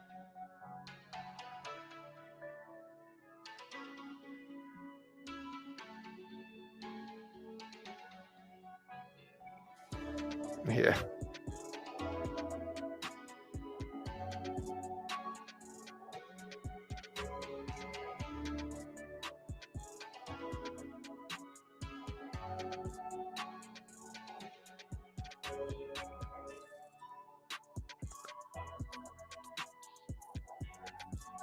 Yeah, for sure. Yeah. St. Patty's is always fun, Chris. I always remember that. You get up super early in Baton Rouge and you go. It's fun, man. But it's been so long since I've done it.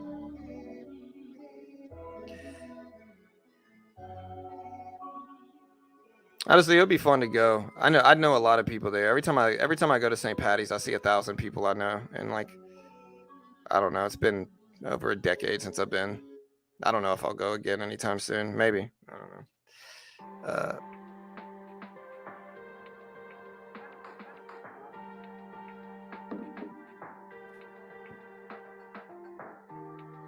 My AC stopped working. Hey, I hope you get that fixed.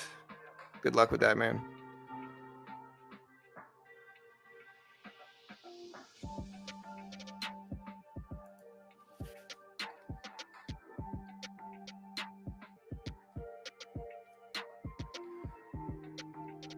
I'm not sure if you pass more than 3. I think they have a limit to how many they're going to fund you at one point in time. I would reach out to them. Tessie. Oh yeah, I've been to New Orleans for Mardi Gras a bunch of times. Everybody from Louisiana for the most part has been to New Orleans for Mardi Gras. Not everybody. Like, you got some people who, you know, some like religious people obviously that don't do it. But if you grew up in Louisiana, you went to Mardi Gras at least once. And I've been a bunch of times, to be honest. After you go so much, it gets old. Like, I've been to Mardi Gras a ton, and again, I live 45 minutes from New Orleans, and so I went a bunch. My friends got arrested. Like, there's some fun stories from Mardi Gras, but it's been a while since I've been. All right, we got 8 minutes. 8 minutes, team. Again, I'm running light on energy today.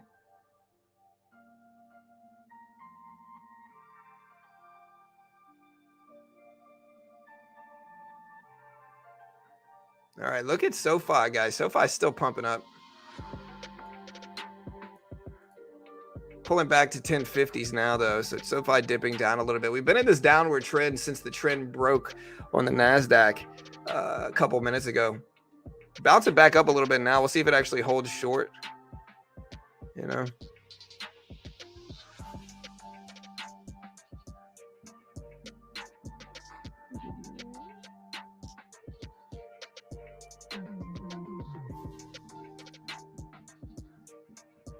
Tesla with the little dip at 250s. Let's see if it holds that dip.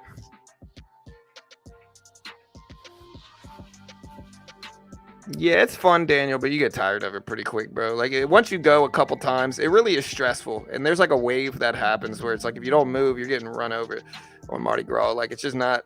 Once you experience it once, you've done it. You know, you can go again. And just, when I was young, I had the energy for it. Now that I'm old and I'm married and I've got kids, you know, it's just not it's just a stressful thing getting out there now. Every now and then, maybe. All right, so we did get a little bounce on the NASDAQ here, a little pop. We still got about 6 minutes left until the market opens.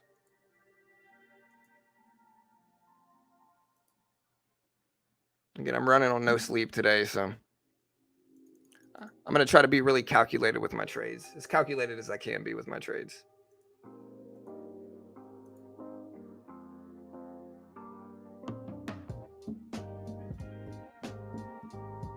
Appreciate all the subs today, too. We appreciate it.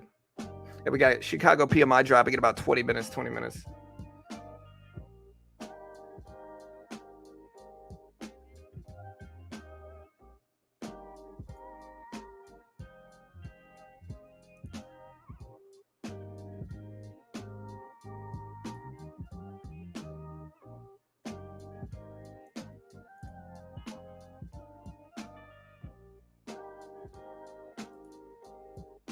All right, a little bounce back up.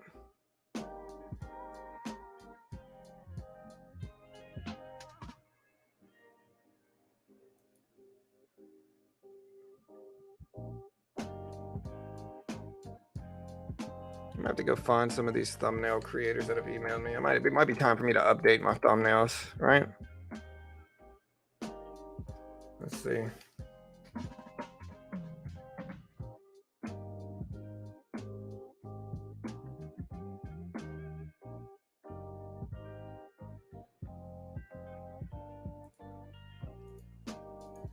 All right, guys. Hey, we got about 4 minutes left.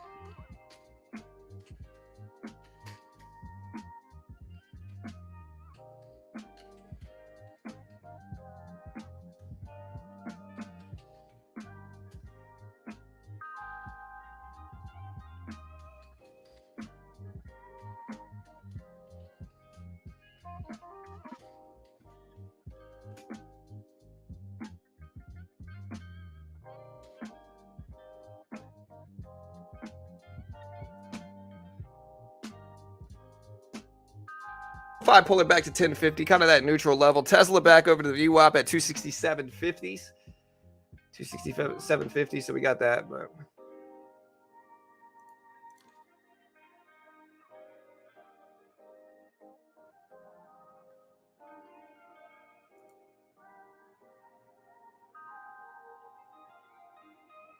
yeah, all good, Chris. Yeah, it's probably time.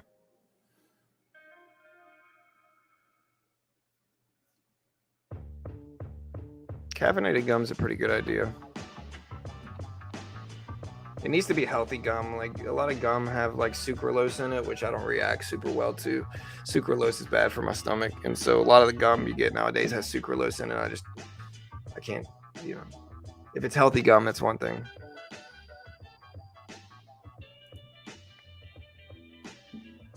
Hey, what's up, Kevin?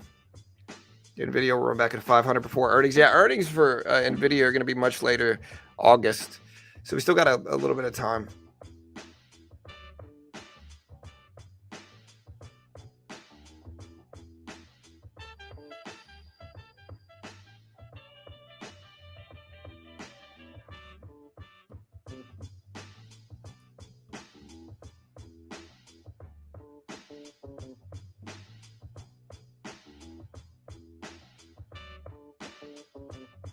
Yeah, but with thumbnails, it really does take like most people that are thumbnail editors, they don't actually use purely Photoshop. They have some type of like thumbnail database that makes it easier for them to edit. All right, so look at this breakdown here. So we got a breakdown, downward trend, SoFi cracking lows. Tesla still break it down a little bit. We're also watching some other ones, but I see some breakdowns happening currently in both markets. 1040 down on SoFi, 1030s. Consolidating a little bit here on the NASDAQ.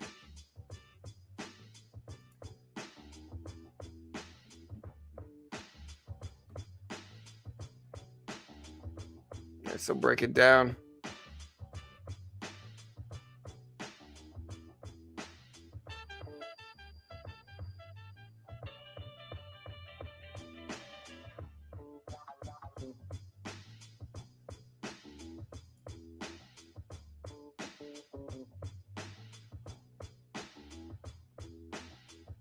It's bouncing up a little bit now too. Yeah, I mean, I've had a lot of people that were like, hey, I could do thumbnails for you. And then I've got them to do them. And the thumbnails were just not that great, to be honest. You know.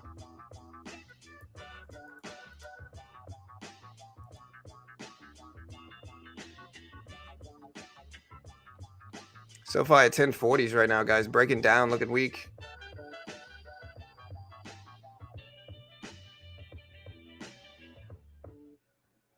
All right, so there's the opening bell in about 30 seconds, guys. 30 seconds. We got a little bit of red action heading into the open today. In 15 minutes, we do have Chicago PMI data coming out as well. But again, I'm running a little sleep today, guys, so my bad.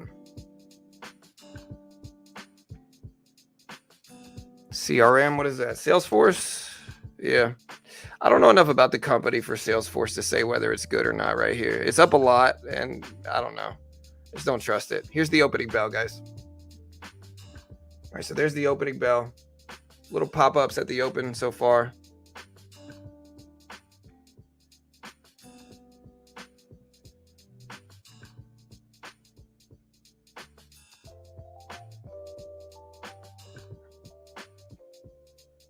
Hey, what's up, Tiny? Yeah, it's all good. Look at this big bounce at the open. Wow.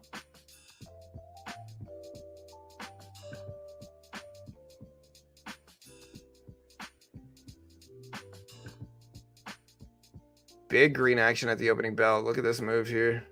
See if it runs into this trend right here. Look at the trend right about there.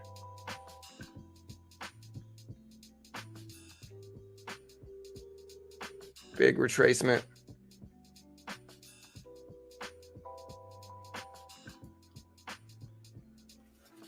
E-mini breaking down. NASDAQ still trying to hold. Watch NVIDIA here too.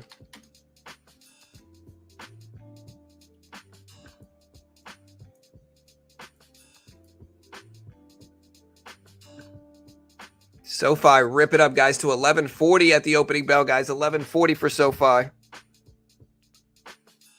Wow.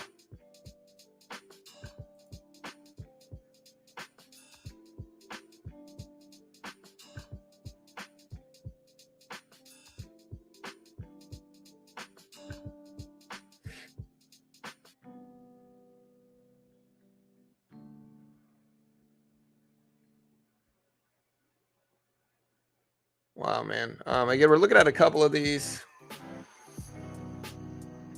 NASDAQ still trying to hold with SoFi, guys. Looks like it's going to get halted. 1130s right now for SoFi. Huge move.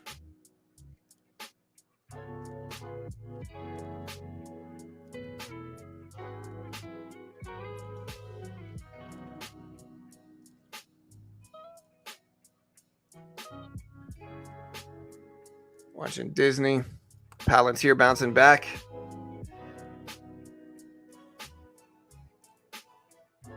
Let the opening bell play out here. Big green action and everything. Big bounces. Wow, look at this green action here on the NASDAQ. Strong upward movement.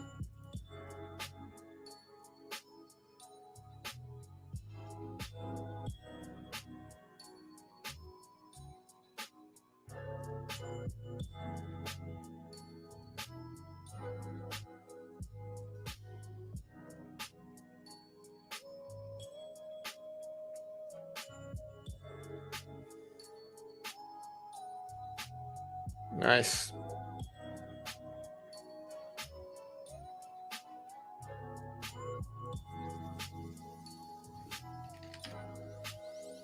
Disney pumping up. That's nice.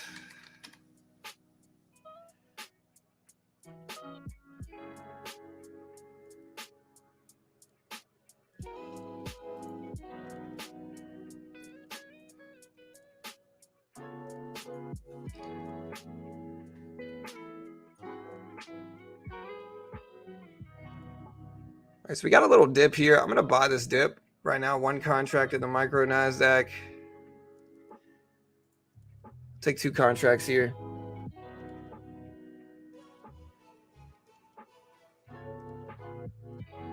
It's a pretty big dip right now. All right, so yeah, that's a big drop. Whew. Huge turnaround here. Very big volatility at the open. Again, so we're just going to sit tight. We're not going to take this. We could take a reversal, like a bearish pattern here.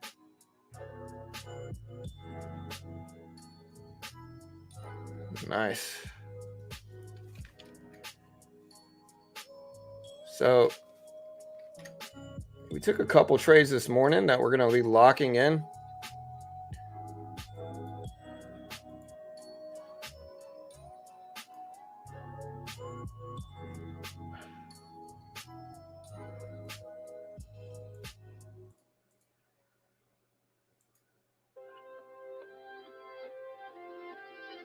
We just took some stock option or stock trades profit.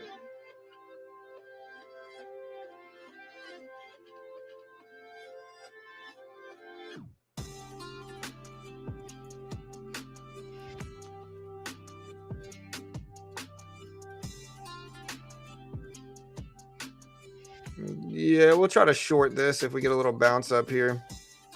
But again, we're trading small and I'm tired. I don't really have the energy to fight the market today too much. We'll see if the downtrend continues, which is what it looks like. Remember, we got PMI data dropping in about 2 minutes, guys. 2 minutes for PMI data. Or I'm sorry, 10 minutes.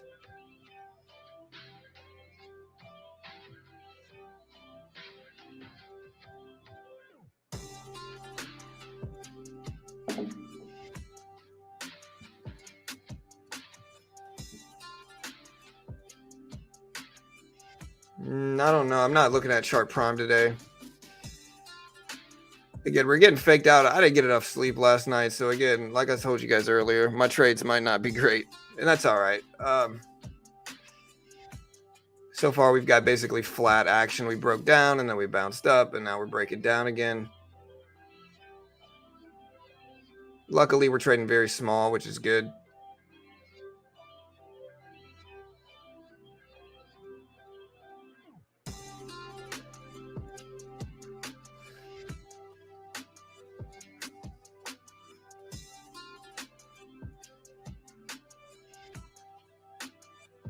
Broke basically back down, but again, with how big and rangy the Nasdaq has been this morning, well, we're green now. Let's see if we actually flush.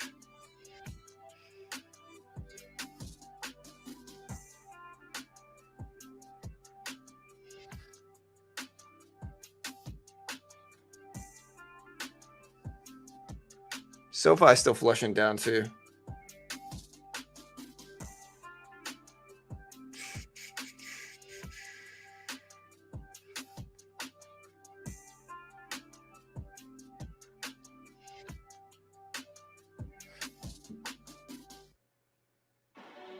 Yeah, I'm trying to take a longer term trade to see if this will work out.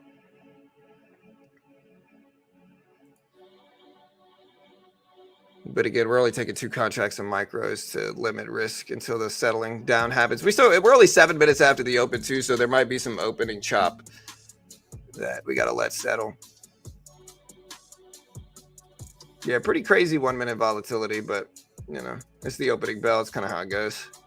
SoFi started to bounce up a little bit. I'm also watching Tesla here to see what happens on this, in this movement. To be honest, we took a target trade and we took profit on the bounce. Our average is 135.50 or so. It's at 136. So we're up about 50 cents a share on that one. On this one, we are probably about to cut it, I would say. Yeah, just too much chop. Like, we're down a little bit on the day, but again, it's just not really a day where I'm going to take super large risks, in all honesty. Yeah, for sure. It's one of those days where I'm not going to take a ton of risk, guys. I can't let myself take too much.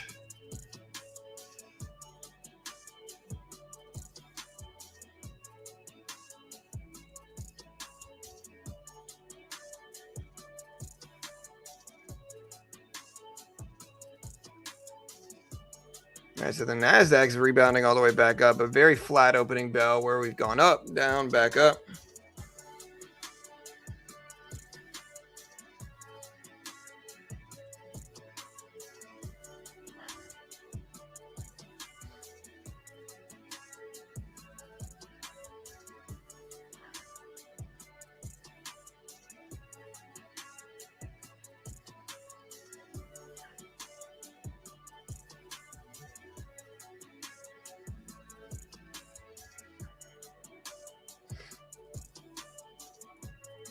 Yeah, so far we've had choppy price action. I'm watching Tesla too. I think I need to refresh this. Let me make sure.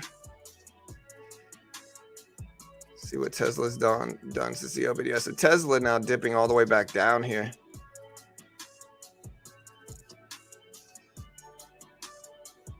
Nice. Target broke highs again. Let me go and lock a little bit more in there.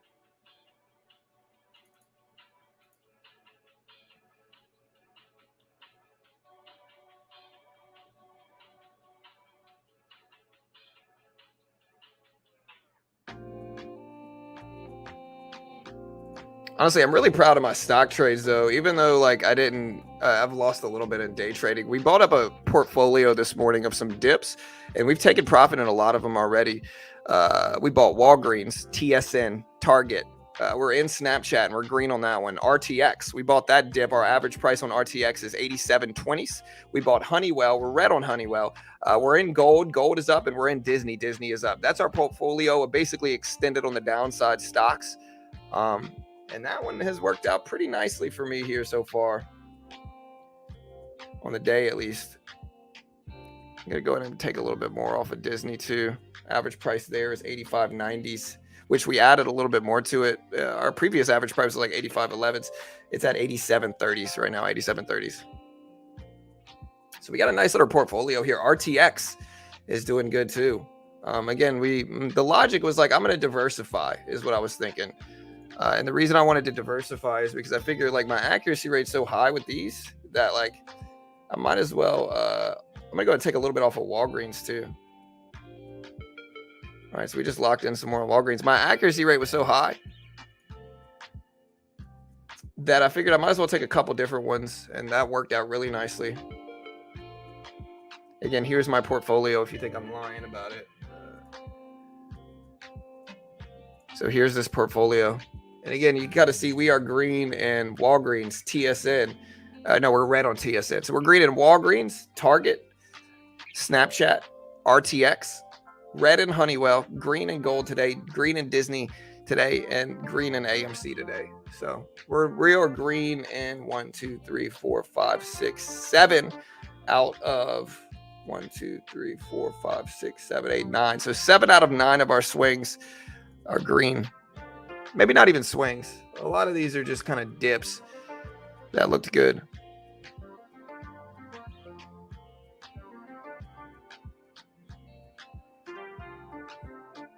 Nice little trades, though, to be honest. Tesla cracking lows here, too. What's nice is like we're up in a lot of these and the market is pretty flat. So like the market's not really doing that much, but a lot of the ones I dip bought are green. Q's starting to test highs though, but we have the top of this trend line here.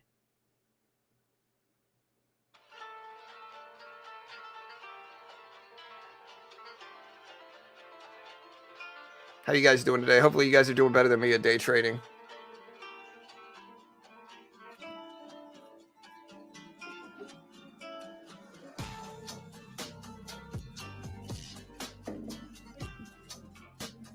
SoFi, guys, still testing those highs up there. The high of the day for SoFi is up here at about 1157s, though. And Walgreens still pumping up. What a day to buy it. And again, remember, I sold Walgreens last week, and we bought it right back. Oh, yeah, nice, man. We are making much more. Wow. Target mostly helping us right now. I'm going to take a little bit more off. Locked in a little bit more on Target. Our average price on Target, again, is $135.58. It's at $136.60s. So we're up over $1 per share on the dip buy we got into yesterday. Or today. We might have got in this morning. Again, we bought Honeywell. We were red on it initially, too.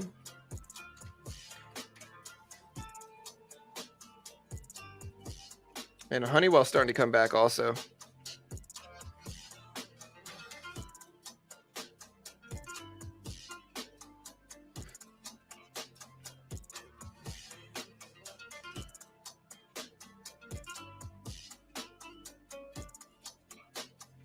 Nice. Wow.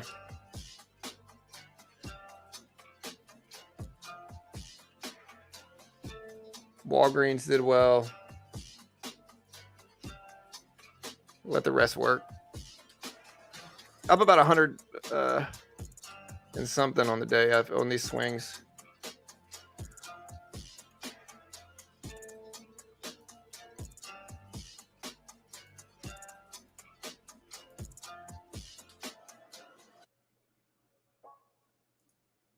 Hey, nice, Tony. Yeah, again, I'm taking it slow today, guys. I just don't know what kind of big edge I'm gonna have right now in the market. And my son, woke me up last night and just,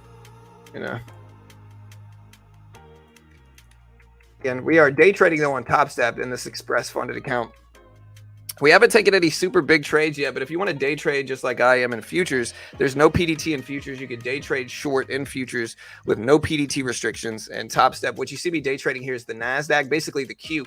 You can also day trade the S&P, basically the SPY. You can day trade currencies, gold, silver, and there's no PDT restrictions. And again, Topstep is the most legit futures funded program in the world where they give you a demo and they test your skill. If you could hit the target while following their rules, they fund you between 50K up to 150K with a 90% split, and you get to keep your first 10,000 in profit. So if you pass the 50K combine, they're going to give you a 50K demo. If you can hit 3K in profit without losing 2K. So it's a 2-to-3 ratio, a very reasonable ratio there. If you could pass it, they fund you 50K with a 90% split, and you get to keep your first 10K. So say you get funded and you make 20K in gross profit, or say you make 20K in this funded account, you get to keep your first 10K plus the other 9K since it's a 90% split. So again, that is your first 19,000 of profit you get to keep out of 20K. That's a pretty good deal. Your risk is limited. So it's only $49 right now, and I think the sale is about to go back up, but it's only $49 right now. So if you lose, you're only down $49. Very reasonable.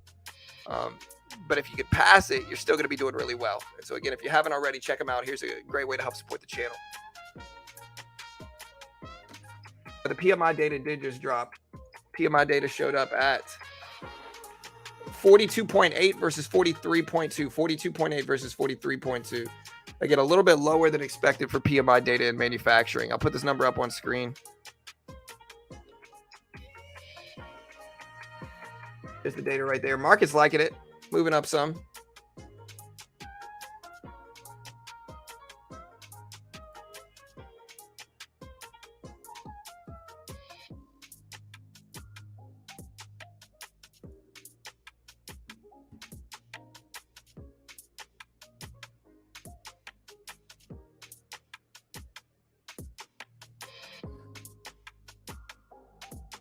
All right, so Sofi still in that little upward trend line here.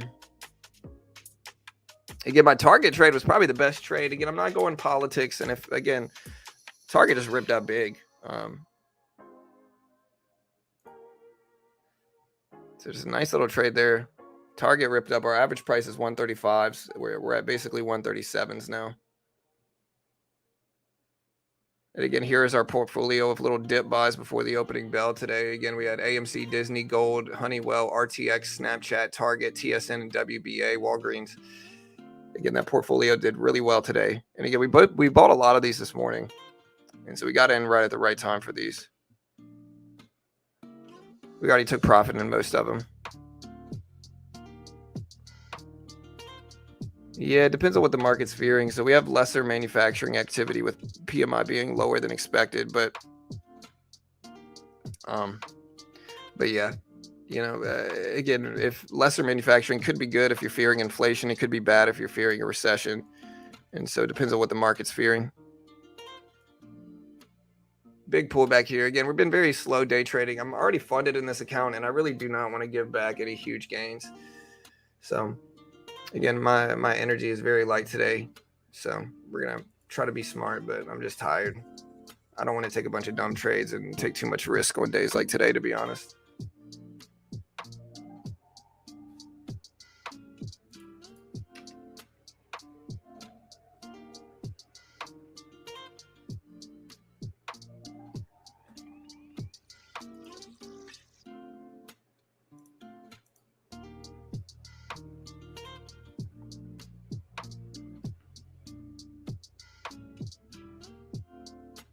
Q pulling all the way back down. Very choppy opening bell, though. Oh, man, what am I up so much in?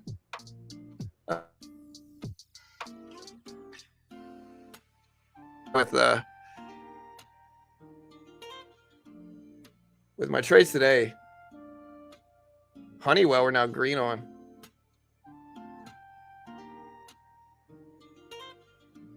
The only one that's underperforming out of all these is TSN, which is Tyson Foods. I don't think I'm in a huge position though. Yeah, I think it's just about maintaining the swing portfolio.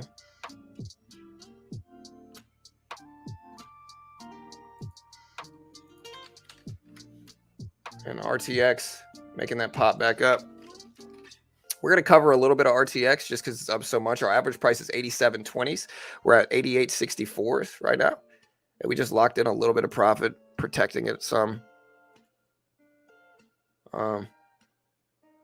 Gold doing really nicely as well. Disney doing really nicely as well. Snapchat doing really nicely. Also, Target doing really nicely. Walgreens doing really nicely out of the portfolio we have. Tesla, break it down. Again, SoFi still sideways.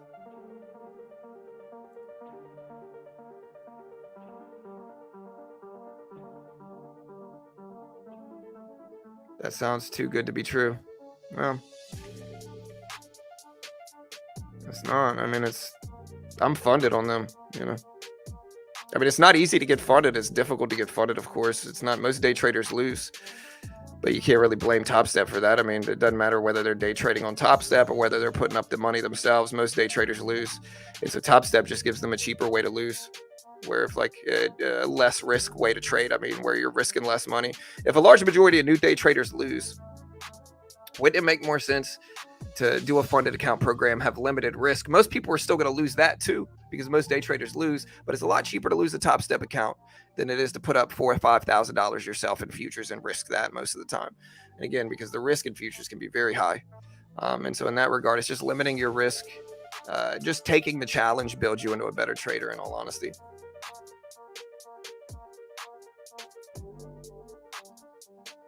Yeah, I don't know if I want to drink more coffee either.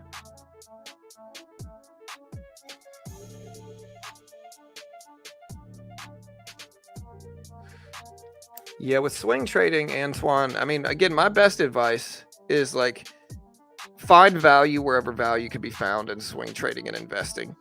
You know, like you're gonna have a lot of people that are biased against your stock that you think is cheap for a lot of different reasons, right? Sometimes, a lot of the time, it's political related, right? So it's like if they don't like the stock politically and you're buying it, like a lot of people can't control their emotions, right? So they just kind of lash out at you for it. That's something I'm experiencing a lot with some of these. And again, I'm not even like agreeing with some of these. Like I'm pretty neutral politically. I don't care about any of that stuff.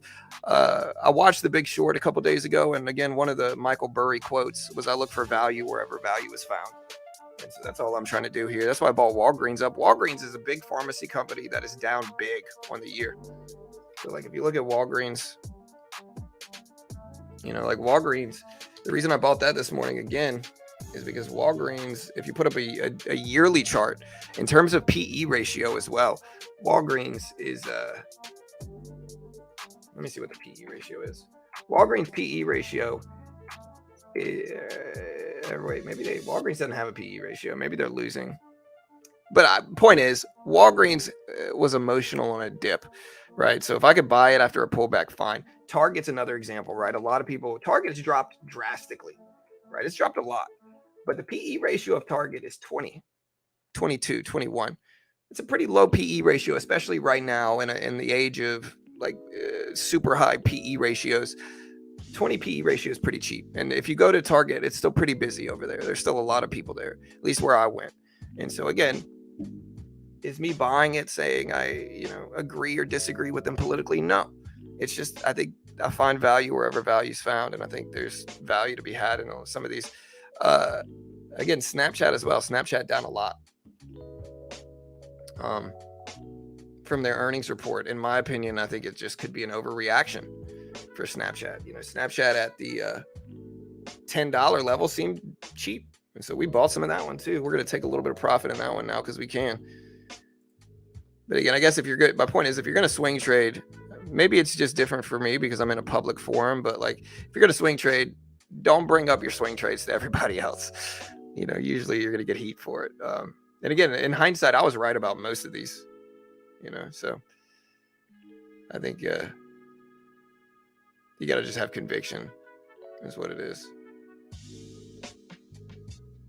All right, so far today, we took profit on Walgreens, we took profit on Target, we took profit on Snapchat, we took a little bit of profit on RTX, and we took some profit in our Disney trade, but we're still in some shares there. The market itself is mostly flat. I mean, we're up and down, up and down. Every time I think we're in a downtrend, it bounces, and every time I think we're in an upward trend, it falls down. And so for me, that's just not something that I necessarily see a lot of edge in today.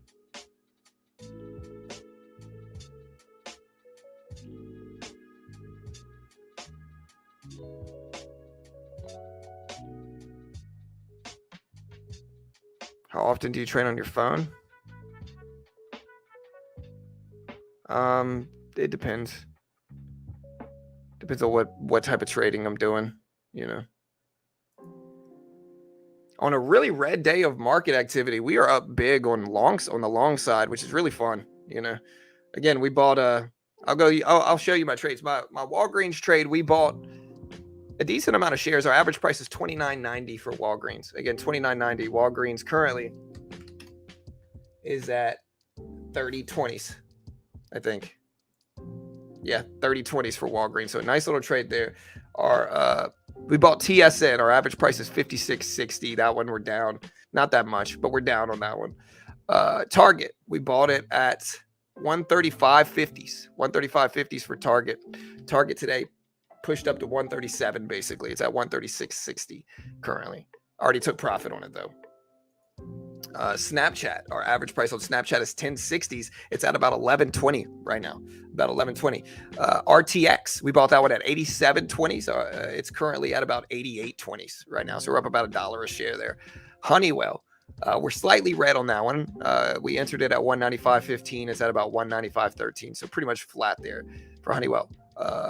Gold is up today. We're green on gold. Disney, our average price on Disney is 85.90s. It's currently at about 88.20. So we're up, you know, $2.50 a share. And so doing okay. Again, on a red day of market activity, we're green, and that's the least I could say. I'm happy about that for sure.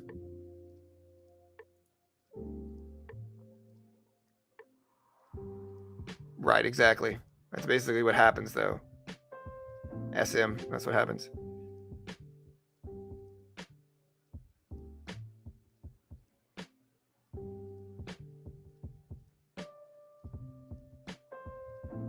Yeah, a lot of people don't understand basic mathematics and like percentages and fractions as well. I agree, Chris. A lot of people don't understand that. To where it's like you can do a lot of this stuff at the top of your head very quickly. If you want to see something's up, you know, if you want to see if something's up 100%, you know, you look where it was, and then if something is up, if something goes from 50 to 100, that's 100% gain. But it's surprising how a lot of people aren't going to understand that math. Even like a little bit more difficult version of that, where it's like, hey, something's gone from something went from 50 to 60, right? So something went up about 20%, right? So $10 gain and $50 is about 20%. A lot of people aren't going to understand that math as well. And so, but I think it's necessary if you're trading to understand that type of mathematics, like basic math. You know, you got to understand percentages. You got to understand what's like a reasonable expectation in terms of percentages as well. And so you got a lot of traders that don't understand those percentages, that don't understand what a reasonable expectation in terms of percentages are either. But it varies. Some people do. A lot of people do. But I think if you don't, you should learn it. It's pretty simple, but you got to learn it because it'll help you analyze stuff easier.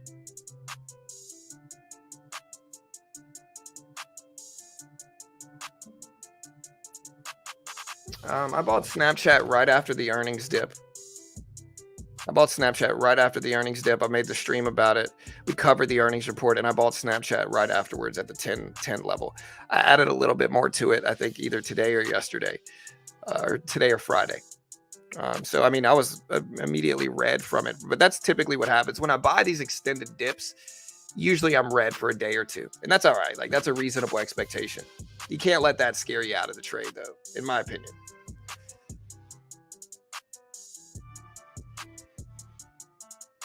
It's just nice because we've already taken profit enough to be okay in this one now.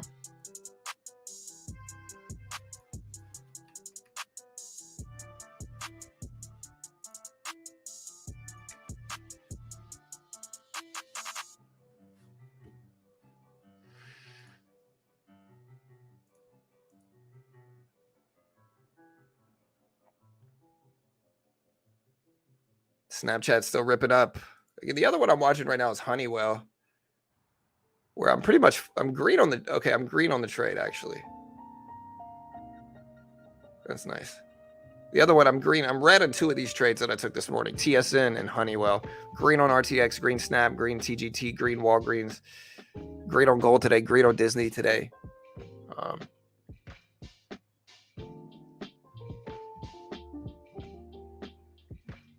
Yeah, and it's surprising because it's like one of the things that's surprising about these trades is that like earlier this morning, you know, somebody was like, "Oh, is Disney paying you? You talk about them so much." It's like, look, I told you guys where my average was on Disney, which was like 85.20s was my average prior to adding to it this morning. 85.20s. Y'all want to know why I talk about Disney so much is because my average was 85.20s, and today Disney has popped all the way back up to 88.50s. You know, it's a pretty nice little percentage return. And again, I just gotta rinse and repeat the same strategy. I showed people this earlier in Disney because like this is really one of those swing trading stocks that has treated me really, really, really well by just buying at the bottom and selling on the bounces. Let's see if I can pull this up. If it'll let me pull it up. And again, I've said switch to Moo, but like the point still remains. You can kind of see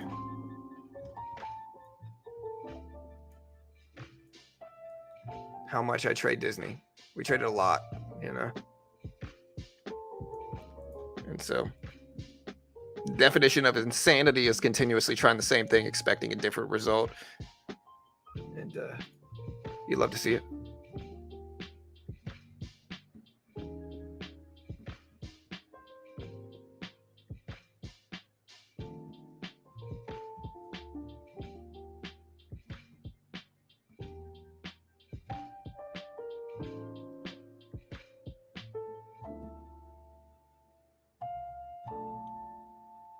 Yeah, my school was not great for math. I remember learning I remember my teachers just, you know, gave us packets, never actually taught it. My son's school was a little bit better. What's up, Tiny?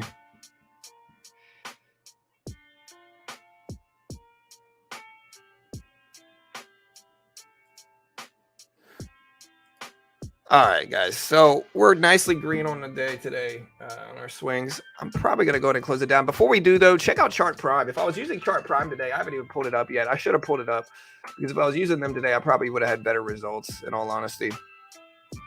Chart Prime is a trading view indicator service. You can use it in stocks, crypto, Forex, futures. My two favorite ones are the Market Oracle Pro and the Market Oracle, and you can kind of see why. So the Market Oracle Pro, this is the game I use, right? So the Market Oracle, it's always better on a 5-minute chart, in my opinion. I like the 5-minute chart a little bit more. But like you can see even just the candlestick patterns. Look, bunch of bearish engulfing candles. Look at the drops. You get reversal up, nice little bounce over the next 20 minutes. Look, bounce signal here, 5, 10, 15, 20, 25 minutes of green action. And again, you can kind of keep scrolling back here. Reversal down, drops. Reversal down, drops. Look at the Chart Prime does really well at calling the very bottom. Look at this, possible reversal up. You kind of see you get 40% off right here too. So 40% off. But again, you can kind of see how accurate they are. Look, possible reversal up, bounce, possible reversal down, drops. But their Market Oracle Pro is a shorter term, like day trading version. So look, strong sell signal here, drops on a 1-minute chart. Sell signal here, drops. And you can use it in stocks, crypto, Forex, futures. Strong buy signal here, bounce. Strong sell signal here, drops. Strong buy signal here, bounce. And so again, I can't fake what I'm showing you. I can't guarantee you're going to make money either. Nobody can. You could use them in stocks, crypto, Forex, futures, and that's just a small piece. They offer so much other stuff. Like, again, you can kind of see market, or I can put up the oscillator, chart patterns, smart money concepts. There's just so many different things that you can use them for. And for $35 a month, I think the value's there. You know, I think the value's there. If you want to check them out, here is the link. I'm going to go ahead and close it down. Again, I'll probably still use Chart Prime. But you can see the link for them right there if you want to check it out. Y'all be safe. Y'all be good. Again, if you want to participate in the challenge with me, we're down like 150 on Topstep today, and that's all right. Again, we just want to keep it small. I don't trust myself enough today with little sleep to really push super heavily. But again, if you want to check out Topstep, funded program for futures, they give you a demo. They test your skill. It's limited risk. If you lose, it's $49 for the base one. But if you can pass the challenge, you get $50K to $150K in funding, 90% split, bunch of good stuff. The most legit one in the world. And there's no PDT in futures, so you can day trade, short, all that good stuff in futures. Check out the link. Love you all. Y'all be safe. I'll see you guys back tomorrow morning. Tomorrow we got like AMD earnings. I think we have some other economic stuff going on. We got Manufacturing PMI, we got JOLTS tomorrow morning, and then we've got some earnings in the evening as well. So a bunch of other stuff. And then Wednesday, we got non-farm employment change and some other stuff. But yeah, I'll see you guys over there. Good luck. Y'all be safe. Yeah, I'm going to take a nap. I'll see you guys later.